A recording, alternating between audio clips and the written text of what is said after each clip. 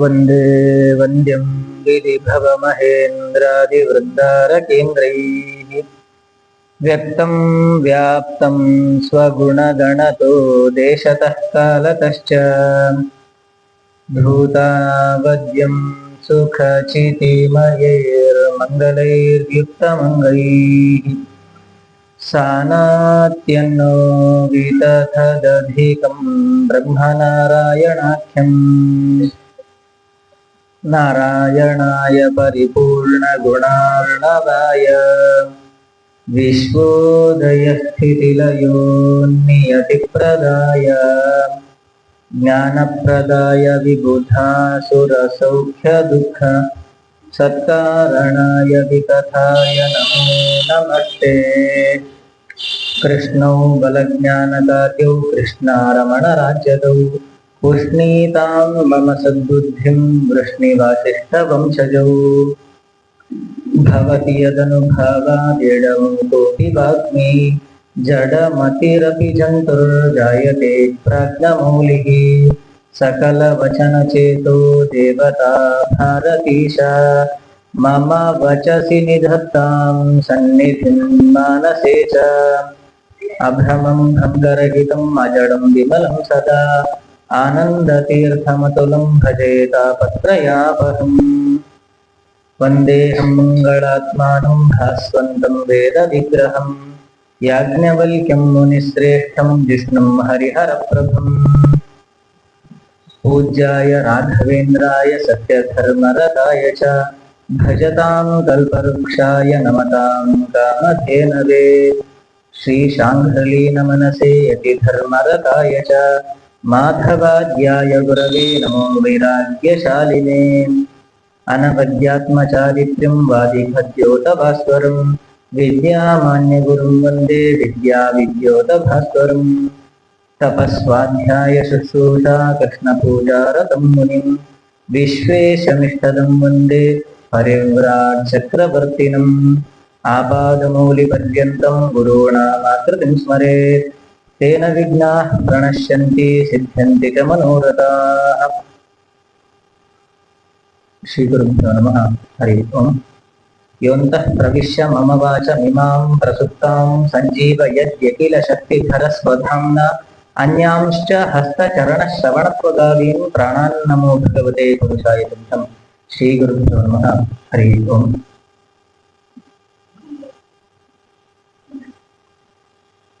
ಭಾಗವತ ಹೆಸರಿಗೆ ತಕ್ಕ ಹಾಗೆ ಮೊದಲಿಗೆ ಭಾಗವತದ ಯಾವುದೇ ಸ್ಕಂದವನ್ನ ನಾವು ಪ್ರವೇಶ ಮಾಡೋದಕ್ಕಿಂತ ಮುಂಚೆ ಭಾಗವತ ಮಹಾತ್ಮೆಯನ್ನ ಕೇಳಬೇಕು ಅಂತ ಭಾಗವತ ಹೇಳುತ್ತೆ. ಪ್ರತಿ ಒಂದು ಹೆಜ್ಜೆಯಲ್ಲೂ ಕೂಡ ನಮಗೆ ಭಾಗವತ ಎಚ್ಚರಿಸ್ತಾ ಹೋಗುತ್ತೆ. ಹಾಗಾಗಿ ಇವತ್ತಿನ ದಿನ ನಾವು ಪ್ರೋಷ್ಠಪತಿ ಭಾಗವತ ಪ್ರವಚನದಲ್ಲಿ ಕುಳಿತಿದ್ದೇವೆ ಅಂತಂದ್ರೆ ನಾವು ಇದನ್ನ ಮನಗಾಣಬೇಕಂತೆ. ಏನು ಅಂದ್ರೆ ಮುಂದೊಂದು ದಿನ ಎಲ್ಲರಿಗೂ ಬರುವಂತಹ ಸಾವು ನಮಗೂ ಬರುತ್ತೆ. ನಾವು ಸ್ವರ್ಗಕ್ಕೋ ನರಕಕ್ಕೋ ಹೋಗ್ಬೇಕಾದಂತಹ ಪ್ರಸಂಗ ಬಂದೇ ಬರುತ್ತೆ. ಹಾಗಾಗಿ ಹೋಗಿ ಯಮನ ಒಂದು ಆಸ್ಥಾನದಲ್ಲಿ ಯಮನ ಸಭೆಯಲ್ಲಿ ಕಟಕಟೆಯಲ್ಲಿ ನಿಂತಾಗ ಆವಾಗ ಚಿತ್ರಗುಪ್ತರು ನಮ್ಮೆಲ್ಲ ಪುಣ್ಯ ಪಾಪಗಳ ಒಂದು ಪಟ್ಟಿಯನ್ನ ಆ ಯಮಧರ್ಮರಾಜನಿಗೆ ಒಪ್ಪಿಸ್ಬೇಕಾದ್ರೆ ನಾವು ಅತ್ಯಂತ ಧೈರ್ಯದಿಂದ ಗರ್ವದಿಂದ ಯಮಧರ್ಮರಾಜರಿಗೆ ಕೇಳಬಹುದಂತೆ. ಏನು ಅಂದ್ರೆ, ನಾನು ಹಿಂದೆ ಹೀಗೆ ಒಂದು ಪ್ರೋಷ್ಠಪತಿ ಭಾಗವತ ಪ್ರವಚನವನ್ನ ಆ ಪ್ರವಚನದಲ್ಲಿ ನಾನು ಭಾಗವಹಿಸಿದ್ದೆ. ಹಾಗಾಗಿ ಭಾಗವತವನ್ನ ನಾನು ಕೇಳಿದ್ದೆ. ಹಾಗಾಗಿ ನನ್ನ ಪುಣ್ಯದ ಭಾಗವ ತಾ ಅಂತ ಹೇಳಿ ಯಮಧರ್ಮರಾಜನಿಗೆ ಅತ್ಯಂತ ಧೈರ್ಯದಿಂದ ಅಲ್ಲಿ ಜೀವ ಪ್ರಶ್ನೆ ಮಾಡಬಹುದು. ಅಂದ್ರೆ ಅಂಥ ಒಂದು ಶಕ್ತಿ ಅದು ಭಾಗವತ ಕೊಡುತ್ತೆ.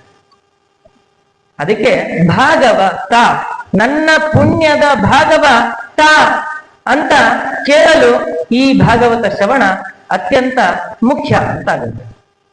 ಹಾಗಾಗಿ ಆ ನಿಟ್ಟಿನಲ್ಲಿ ಭಾಗವತ ಕಥಾಶ್ರವಣವನ್ನ ನಾವು ಇಷ್ಟು ದಿನಗಳ ಕಾಲ ಮಾಡಿದ್ದೇವೆ. ಅದರ ಮುಂದುವರಿದ ಭಾಗ ದಶಮಸ್ಕಂದ. ಇಡೀ ಪುರಾಣಗಳ ರಾಜ ಅಂತೇಳಿ ಭಾಗವತವನ್ನ ಕರೀತಾರೆ. ಅದಕ್ಕೆ ವೇದವ್ಯಾಸರೇ ಹೇಳ್ತಾರೆ, ಅನೇಕ ಎಲ್ಲ ಪುರಾಣಗಳನ್ನ ರಚನೆ ಮಾಡಿದ ಮೇಲೆ ಏನೋ ಒಂದು ಬಿಟ್ಟೆ ಅಂತ ಅಂದುಕೊಂಡು ಅವರು ಭಾಗವತವನ್ನ ರಚನೆ ಮಾಡಿದ್ರು ಅಂತ. ಅಂದ್ರೆ ಅದರ ವೈಶಿಷ್ಟ್ಯತೆಯನ್ನು ತಿಳಿಸ್ಲಿಕ್ಕೋಸ್ಕರ ಈ ತರದ ಮಾತುಗಳನ್ನ ಆಡ್ತಾರೆ. ಹಾಗಾಗಿ ಅಂಥ ಭಾಗವತ, ಅದರಲ್ಲೂ ಭಾಗವತದ ಹೃದಯ ಭಾಗ ದಶಮಸ್ಕಂದ ಅಂದ್ರೆ ತಪ್ಪಾಗಲ್ಲ.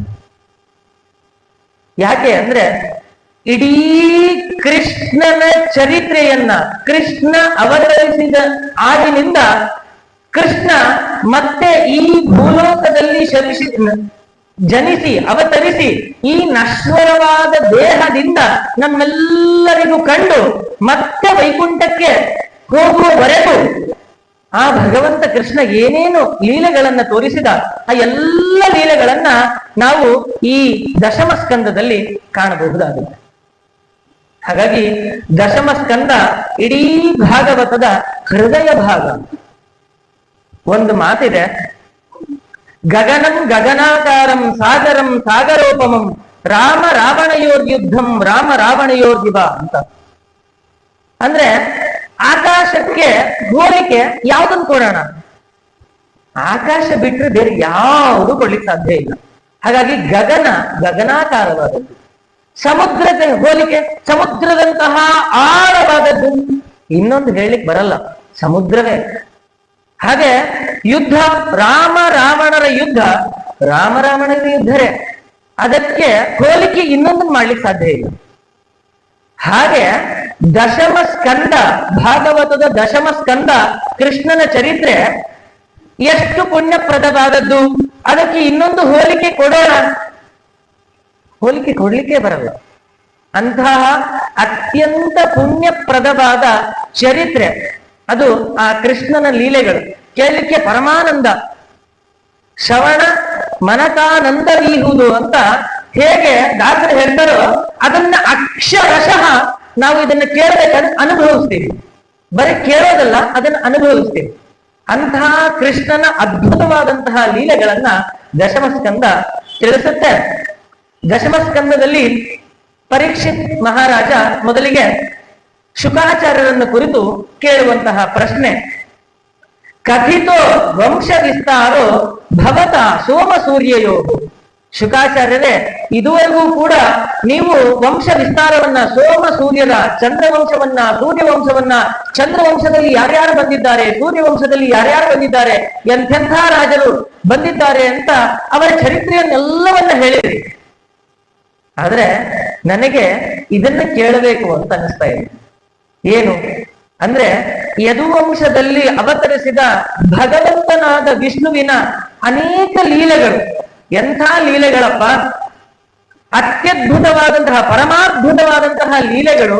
ಆ ಲೀಲೆಗಳನ್ನ ನಾನು ಕೇಳಬೇಕು ಅಂತ ಬಯಸ್ತೇನೆ ಅಂತ ಶುಕಾಚಾರ್ಯರಿಗೆ ಪರೀಕ್ಷಿತ್ ರಾಜ ಕೇಳಿದಂತೆ. ಅಷ್ಟಲ್ಲದೇನೆ ಒಂದು ದೊಡ್ಡ ಪಟ್ಟಿಯನ್ನೇ ಇಟ್ಟ.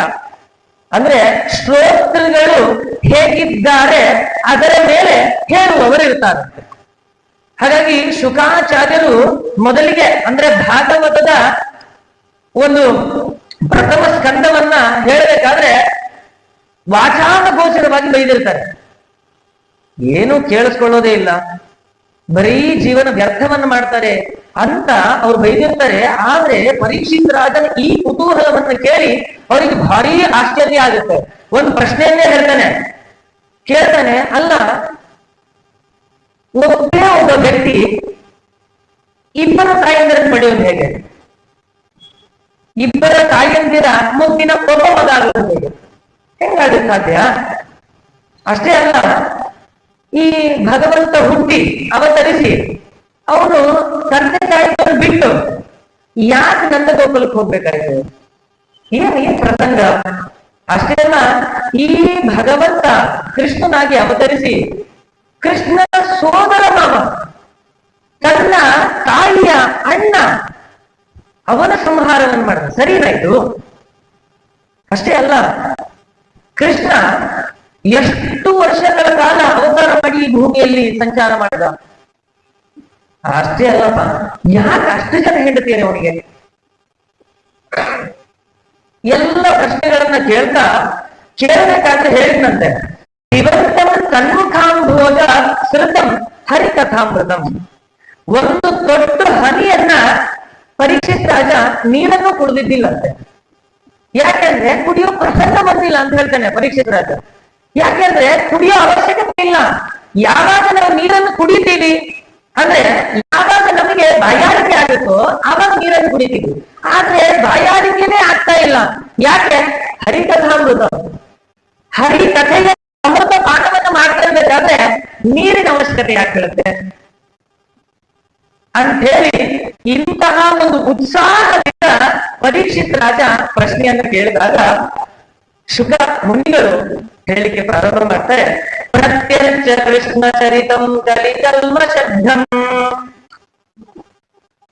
ಎಂಥದ್ದಪ್ಪ ಕೃಷ್ಣನ ಚರಿತ್ರೆ, ಒಂದೇ ಮಾತಿನಲ್ಲಿ ಹೇಳ್ತೇನೆ ಕೇಳು. ಕಲಿ ಕಲ್ಮ ಶಬ್ದಂ, ಕಲಿಯಿಂದ ಬರುವ ಯಾವ ಕಲ್ಮಶವಿದೆಯೋ ಆ ದೋಷ ಆ ದೋಷ ಅದು ಕೃಷ್ಣನ ಚರಿತ್ರೆಯನ್ನ ಕೇಳೋದ್ರಿಂದ ಅದು ಬರಲ್ಲ. ಕಲ್ಮಶವನ್ನ ಅದು ದೂರ ಮಾಡಿಸುವಂತಹ ಒಂದು ಅತ್ಯದ್ಭುತವಾದಂತಹ ಪರಮಾತ್ಯದ್ಭುತವಾದಂತಹ ರೋಮಾಂಚನಕಾರಿಯಾದಂತಹ ಅನೇಕ ಲೀಲೆಗಳನ್ನ ತಿಳಿಸುವಂತಹ ಕೃಷ್ಣನ ಚರಿತ್ರೆ ಅತ್ಯದ್ಭುತವಾದದ್ದು ಅಂತ ಶುಕಮುನಿಗಳು ಹೇಳ್ತಾ, ಕೇಳೋದ್ರಿಂದ ಏನ್ ಬರುತ್ತೆ, ಕೃಷ್ಣನ ಲೀಲೆಗಳನ್ನ ಕೇಳೋದ್ರಿಂದ ಏನ್ ಬರುತ್ತೆ ಅಂತ ಶುಕಮುನಿಗಳು ಹೇಳ್ತಾ ಇದ್ದಾರೆ. ವಾಸುದೇವ ಕಥಾ ಪ್ರಶ್ನ ಪುರುಷಾಂ ಸ್ತ್ರೀ ಪುನಾತಿ ಭಕ್ತಾರಂ ಪೃಚ್ಛತಂ ಸೋತ್ರಂ ತತ್ಪಾದ ಸಲಿಲಮ್ಯತ. ಹೇಗೆ ಭಗವಂತನ ಪಾದೋದಕದಿಂದ ಭಗವಂತನಿಗೆ ಅಭಿಷೇಕ ಮಾಡಿ ಅವನ ಪಾದದ ಉದಕವನ್ನ ತಲೆಯ ಮೇಲೆ ಧರಿಸಿದರೆ, ಅದನ್ನ ಕುಡಿದರೆ, ಸ್ವೀಕಾರ ಮಾಡಿದರೆ ಯಾವ ಪಾಪಗಳು ನಮ್ಮಿಂದ ದೂರವಾಗುವೋ ಅಂಥ ಎಲ್ಲಾ ಪಾಪಗಳು ವಾಸುದೇವ ಕಥಾ ಪ್ರಶ್ನ, ಆ ವಸುದೇವನ ಮಗನಾದ ವಾಸುದೇವನ ಚರಿತ್ರೆಯನ್ನ ಕೇಳೋದ್ರಿಂದ ಪುರುಷರ ದೋಷಗಳು, ಸ್ತ್ರೀ ದೋಷಗಳು, ಅಷ್ಟೇ ಅಲ್ಲ ಭಕ್ತಾರನು, ಯಾರು ಇವನ ಕಥೆಗಳನ್ನು ಲೀಲೆಗಳನ್ನು ತಿಳಿಸ್ತಾರೋ ಅವರು ಮಾಡಿದ ಅನೇಕ ದೋಷಗಳ ಪರಿಹಾರ, ಅಷ್ಟೇ ಅಲ್ಲ ಪೃಚ್ಛಕಂ, ಯಾರು ಈ ಕಥೆಯನ್ನ ಹೇಳುತ್ತಾರೋ, ಹೇಳುವವರ ದೋಷಗಳು, ಹೇಳಿಸುವವರ ದೋಷಗಳು, ಕೇಳುವವರ ದೋಷಗಳು, ಕೇಳುವವರ ಅನೇಕ ಜನ್ಮದಲ್ಲಿ ಮಾಡಿದ ದೋಷಗಳು ಅದು ಪರಿಹಾರ ಆಗುತ್ತೆ ಅಂತ ಶುಕಮುನಿಗಳು ಹೇಳಿದ್ರು.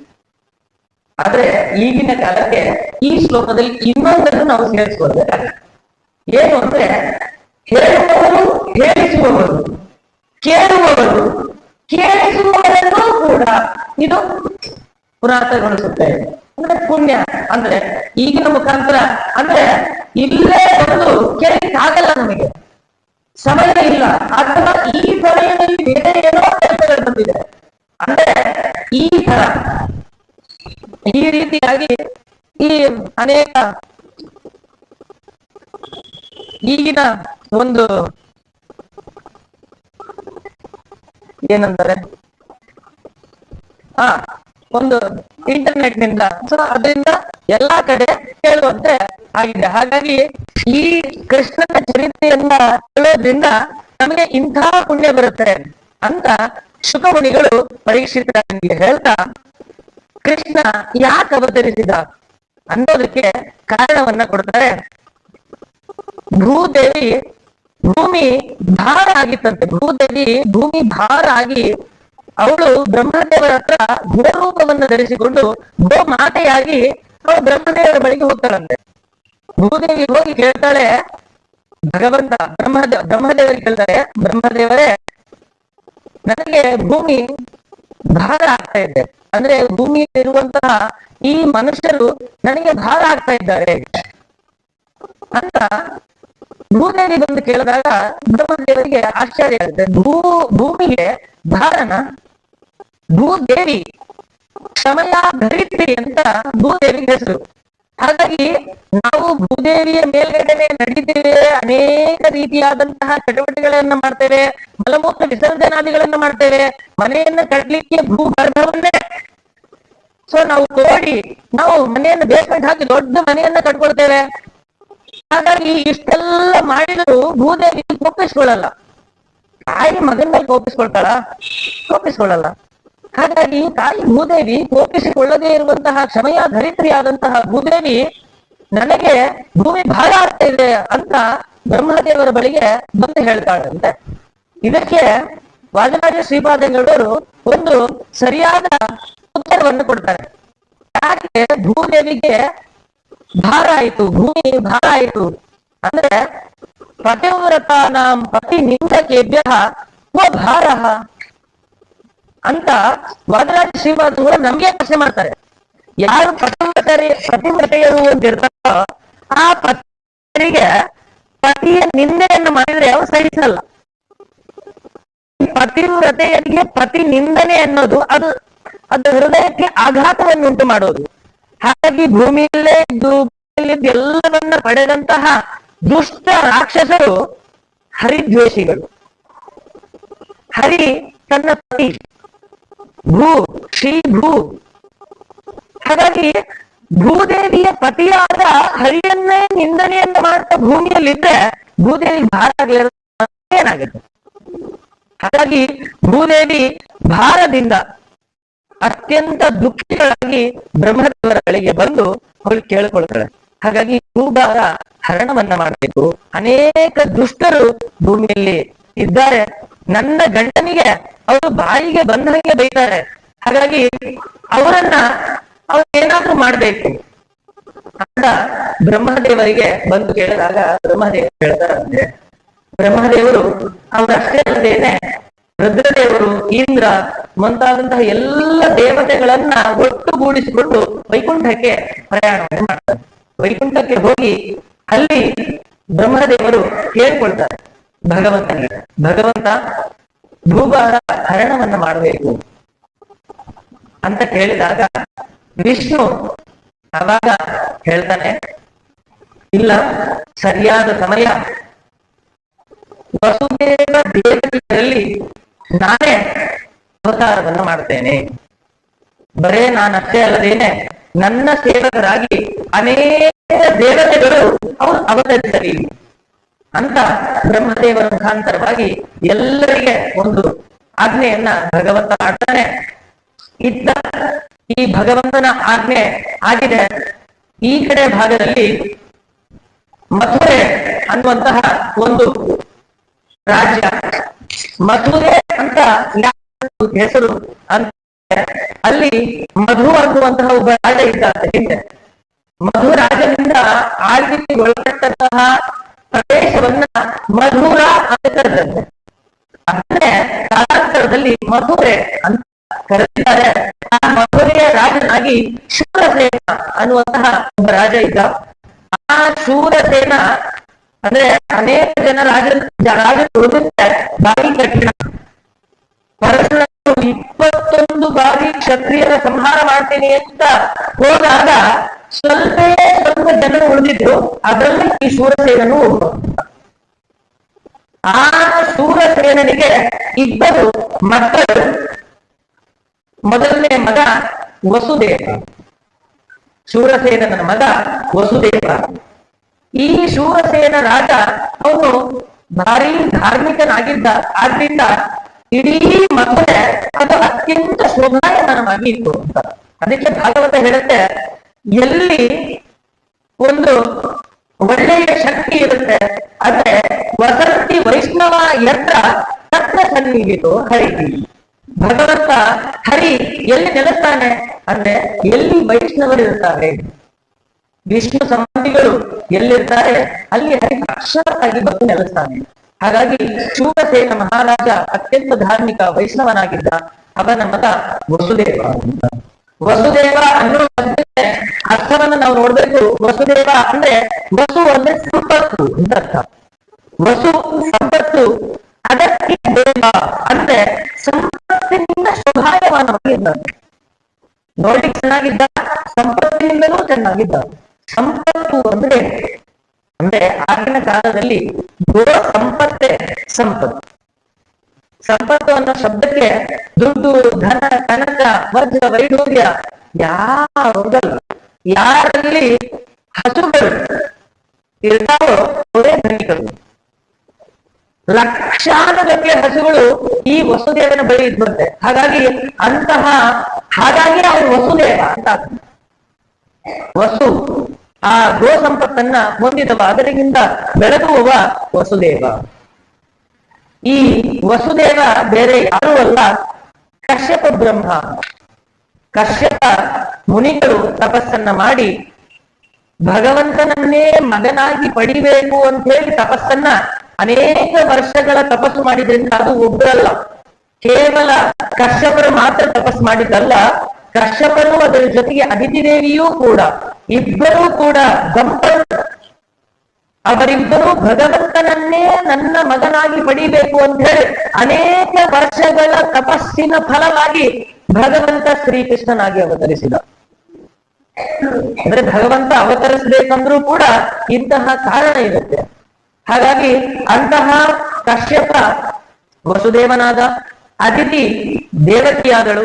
ಅಷ್ಟೇ ಅಲ್ಲದೇನೆ ಸುರಭಿ ಅನ್ನುವಂತಹ ಒಬ್ಬ ದೇವಿಯೂ ಕೂಡ ರೋಹಿಣಿಯಾದಳು ಅಂತ ನಾವು ಕೇಳ್ತೇವೆ. ವಸುದೇವನಿಗೆ ಅನೇಕ ಜನ ಪತ್ನಿಯರು, ಅದರಲ್ಲಿ ಮಹಿಷಿಯರು, ಪಟ್ಟ ಮಹಿಷಿಯರು ಅಂತಂದ್ರೆ ಅದು ದೇವಕಿ, ರೋಹಿಣಿ ಅಂತ ಕರೆದಿದ್ದಾರೆ. ಹಾಗಾಗಿ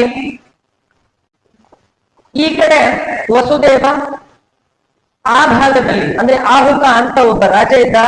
ಆಹುಕನ ಮಕ್ಕಳು ದೇವಕ, ಉಗ್ರಸೇನ ಅನ್ನುವಂತಹ ಇಬ್ಬರು ಗಂಡು ಮಕ್ಕಳಿದ್ದರು.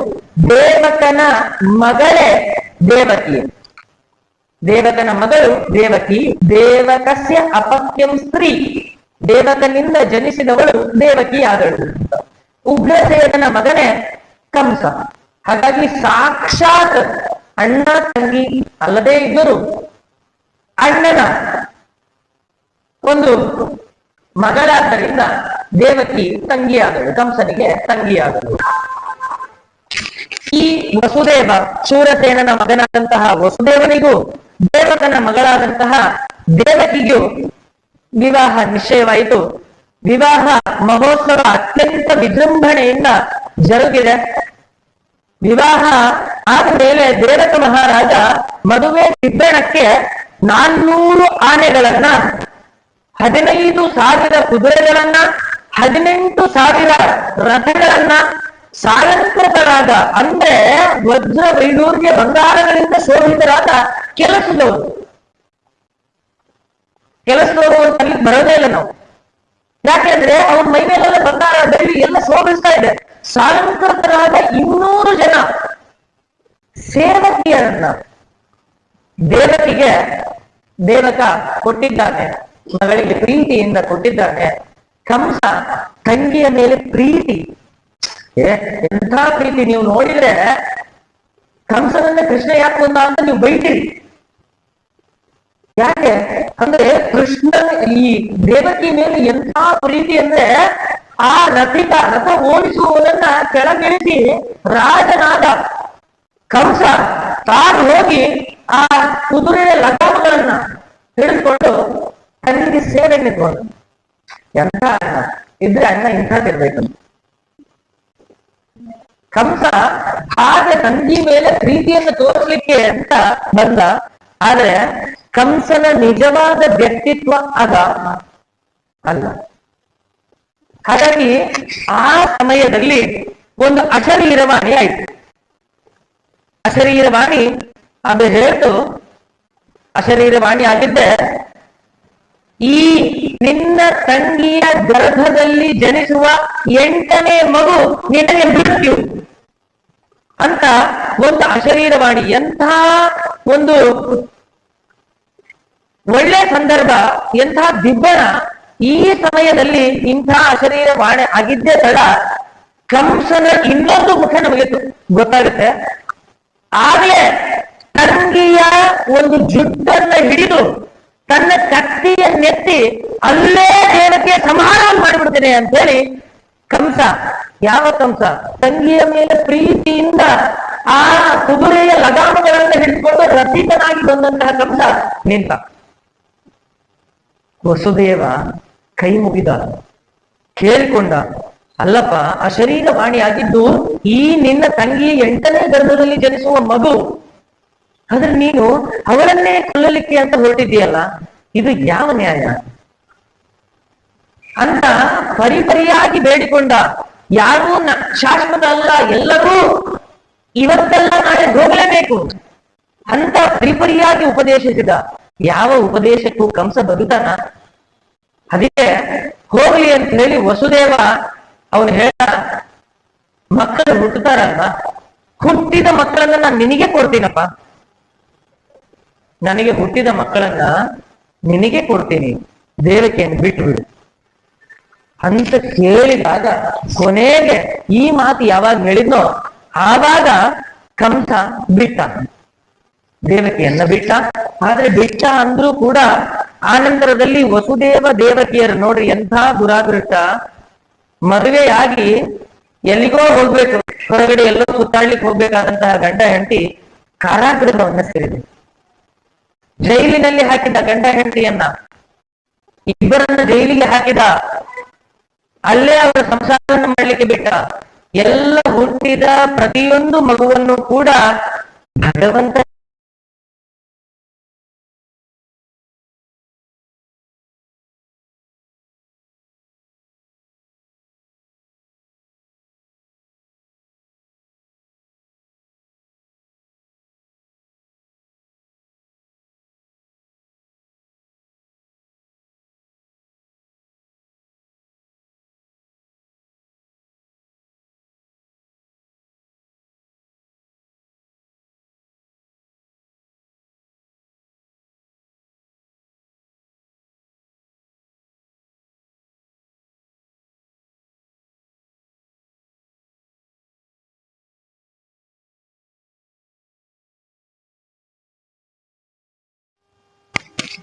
ಏಳನೇ ಗರ್ಭ ಅದು ಬಲರಾಮ. ಅಂದ್ರೆ ಶೇಷ ಬಲರಾಮನಾಗಿ ಅವತರಿಸುವವನಿದ್ದಾನೆ, ಅವನು ದೇವಕಿಯ ಗರ್ಭವನ್ನ ಸೇರಿದ್ದ ಅಂತ ಇದೆ. ಪರೀಕ್ಷಿತ್ ರಾಜ ಮೊದಲಿಗೆ ಕೇಳ್ದ, ನಾವು ಒಬ್ಬ ಮಗ ಇಬ್ಬರಿಗೆ ತಾಯಿ ಆಗೋದು ಹೇಗೆ ಅಂತಂದ್ರೆ ನಮ್ಮ ಕಲ್ಪನೆ ದೇವಕಿ ಯಶೋದಕ್ಕೆ ಹೋಗ್ಬಿಡ್ತದ. ಅದಲ್ಲ, ಬಲರಾಮನ ಚರಿತ್ರೆ ಎಂತದ್ದು ಅಂದ್ರೆ, ಬಲರಾಮ ದೇವಕಿ 3 ತಿಂಗಳ ಗರ್ಭಿಣಿ, 7ನೇ ಗರ್ಭವನ್ನು ಧರಿಸಿದ್ದಾಳೆ. ರೋಹಿಣಿ 3 ತಿಂಗಳ ಗರ್ಭಿಣಿ, ವಸುದೇವನ ಹೆಂಡತಿಯೇ ರೋಹಿಣಿ. ಆದರೆ ಕಾರಾಗೃಹದಲ್ಲಿ ಇದ್ದಿದ್ದು ದೇವಕಿ ವಸುದೇವ. ರೋಹಿಣಿ ಗರ್ಭಿಣಿ ಆದಳು ಅಂತ ಹೇಳಿ ರೋಹಿಣಿಯನ್ನು ಕಳಿಸ್ಬಿಟ್ರು. ಯಾಕೆ ಅಂದ್ರೆ ರೋಹಿಣಿ ಗರ್ಭದಲ್ಲಿ ಜನಿಸುವ ಮಗುವನ್ನ ಇವರು ಎಕ್ಸ್ಚೇಂಜ್ ಮಾಡಿಬಿಡ್ತಾರೆ ಅಂತ ಕಂಸ ಇಂಥ ಆಲೋಚನೆ ಮಾಡಿ ರೋಹಿಣಿಯನ್ನು ಕಳಿಸ್ಬಿಟ್ಟಿದ್ದ. ಹಾಗಾಗಿ ಈಗ 3 ತಿಂಗಳ ಗರ್ಭಿಣಿಯರು ಇಬ್ಬರು, ದೇವಕಿಯು ಮತ್ತು ರೋಹಿಣಿಯು. ಆವಾಗ ಭಗವಂತನ ಆದೇಶ ಲಕ್ಷ್ಮೀ ದೇವಿಗೆ ಒಂದಾಗುತ್ತೆ. ಲಕ್ಷ್ಮಿ, ನೀನಿನ್ನು ಹೊರಡು, ನಿನ್ನ ಸಮಯ ಬಂದಿದೆ, ಹೋಗಿ ದೇವಕಿಯ ಗರ್ಭದಲ್ಲಿದ್ದ ಆ ಶೇಷನನ್ನ ನೀನು ರೋಹಿಣಿ ಗರ್ಭಕ್ಕೆ ತೆಗೆದುಕೊಂಡು ಹೋಗು ಅಂತ ಲಕ್ಷ್ಮಿಗೆ ಭಗವಂತ ಆದೇಶ ಮಾಡಿದ. ಲಕ್ಷ್ಮಿ ಬಂದು ಇಬ್ಬರಿಗೂ, ಎಂಥ ವಿಚಿತ್ರ ಅಂದ್ರೆ, ಈ ಕಡೆ ರೋಹಿಣಿಗೆ ಕನಸಿನಲ್ಲಿ ಮಲ್ಕೊಂಡಿದ್ದಾಳೆ, ಕನಸಿನಲ್ಲಿ ಗರ್ಭಸ್ರಾವ ಆದಂಗಾಯ್ತಂತೆ. ಗರ್ಭಸ್ರಾವ ಆಗೋಯ್ತು, ಅಯ್ಯೋ ಗರ್ಭಸ್ರಾವ ಆಗೋಯ್ತು ಅಂತ ಅನ್ಸಿತ್ತು. ಅದನ್ನ ಲಕ್ಷ್ಮೀದೇವಿ ಮಾಯೆಯಿಂದ, ಲಕ್ಷ್ಮಿ ಅಂದ್ರೇನೆ ಮಾಯೆ, ಹಾಗಾಗಿ ಮಾಯೆಯಿಂದ ಈ ದೇವಕಿ ಗರ್ಭದಲ್ಲಿದ್ದ ಶೇಷನನ್ನ ಸೆಳೆದು ರೋಹಿಣಿ ಗರ್ಭಕ್ಕೆ ಸೇರಿಸಿಲ್ಲಂತೆ. ಈ ಕಡೆ ಇವಳಿಗೂ ಗರ್ಭಸ್ರಾವ ಆದ ಹಾಗೆ, ಅವಳಿಗೆ ಆ ಕಡೆ ಅವಳಿಗೂ ಗರ್ಭಸ್ರಾವ ಆದ ಹಾಗೆ ಆಯ್ತು. ಆದ್ರೆ ಎಚ್ಚರದಿಂದ ನೋಡಿದ್ರೆ 3 ತಿಂಗಳ ಗರ್ಭಿಣಿ ಹಾಗೇ ಇದ್ದಾಳೆ. ಹಾಗಾಗಿ ಬಲರಾಮ ಅವನು ಸಮ್ಯಕ್ ಕರ್ಷಣ ಅಂದ್ರೆ ಸೆಳೆದು, ಒಂದು ಕಡೆಯಿಂದ ಅವನನ್ನ ಸೆಳೆದು ಇನ್ನೊಂದು ಕಡೆಗೆ ಅವನನ್ನ ದೂಕಿದ್ರಿಂದ ಅವನು ಸಂಕರ್ಷಣನಾಗ, ಸಂಕರ್ಷಣ ಅಂತ ಕರೀತಾರೆ. ಸಂಕರ್ಷಯತಿ ಇತಿ ಸಂಕರ್ಷಣ. ಹಾಗಾಗಿ ಬಲರಾಮ ಇಬ್ಬರ ತಾಯಿಯರ ಒಬ್ಬ ಮಗ. ಸಾಕು ಮಗ ಬೇರೆ, ಹಡೆದ ತಾಯಿ ಬೇರೆ, ಸಾಕು ತಾಯಿ ಬೇರೆ ಅಲ್ಲ, ಇಬ್ಬರು ತಾಯಿಯಂದಿರು. ಹೀಗೆ ಒಬ್ಬ ಮಗ ಇಬ್ಬರ ತಾಯಿ ಅಂದ್ರೆ ಅದಂತೆ, ದೇವಕಿ ರೋಹಿಣಿ. ಹಾಗಾಗಿ 7ನೇ ಮಗು ಅದು ಬಲರಾಮ. ಹಾಗಾಗಿ ಕೃಷ್ಣನಿಗೆ ಅಣ್ಣನಾದ ಅಂತ. ಎಂಥ ಚರಿತ್ರೆ. ಇದಾದ ಮೇಲೆ ಬಲರಾಮನ ಅವತಾರವಾಗಿದೆ. ರೋಹಿಣಿ ಗರ್ಭದಲ್ಲಿ ಬಲರಾಮ ಅವತರಿಸ್ತಾ ಇದ್ದಾನೆ. ಸರಿಯಾದ ಸಂದರ್ಭ ಅಂತ ಹೇಳಿ ಲಕ್ಷ್ಮೀ ದೇವಿಗೆ ಕೃಷ್ಣನ ಆಜ್ಞೆಯ ಮೇರೆಗೆ ಆ ಕಡೆ ಇನ್ನೊಂದು ವಸುದೇವನ ತಮ್ಮನಿದ್ದ. ಎಂಥ ವಿಚಿತ್ರ ನಮಗನ್ಸುತ್ತೆ.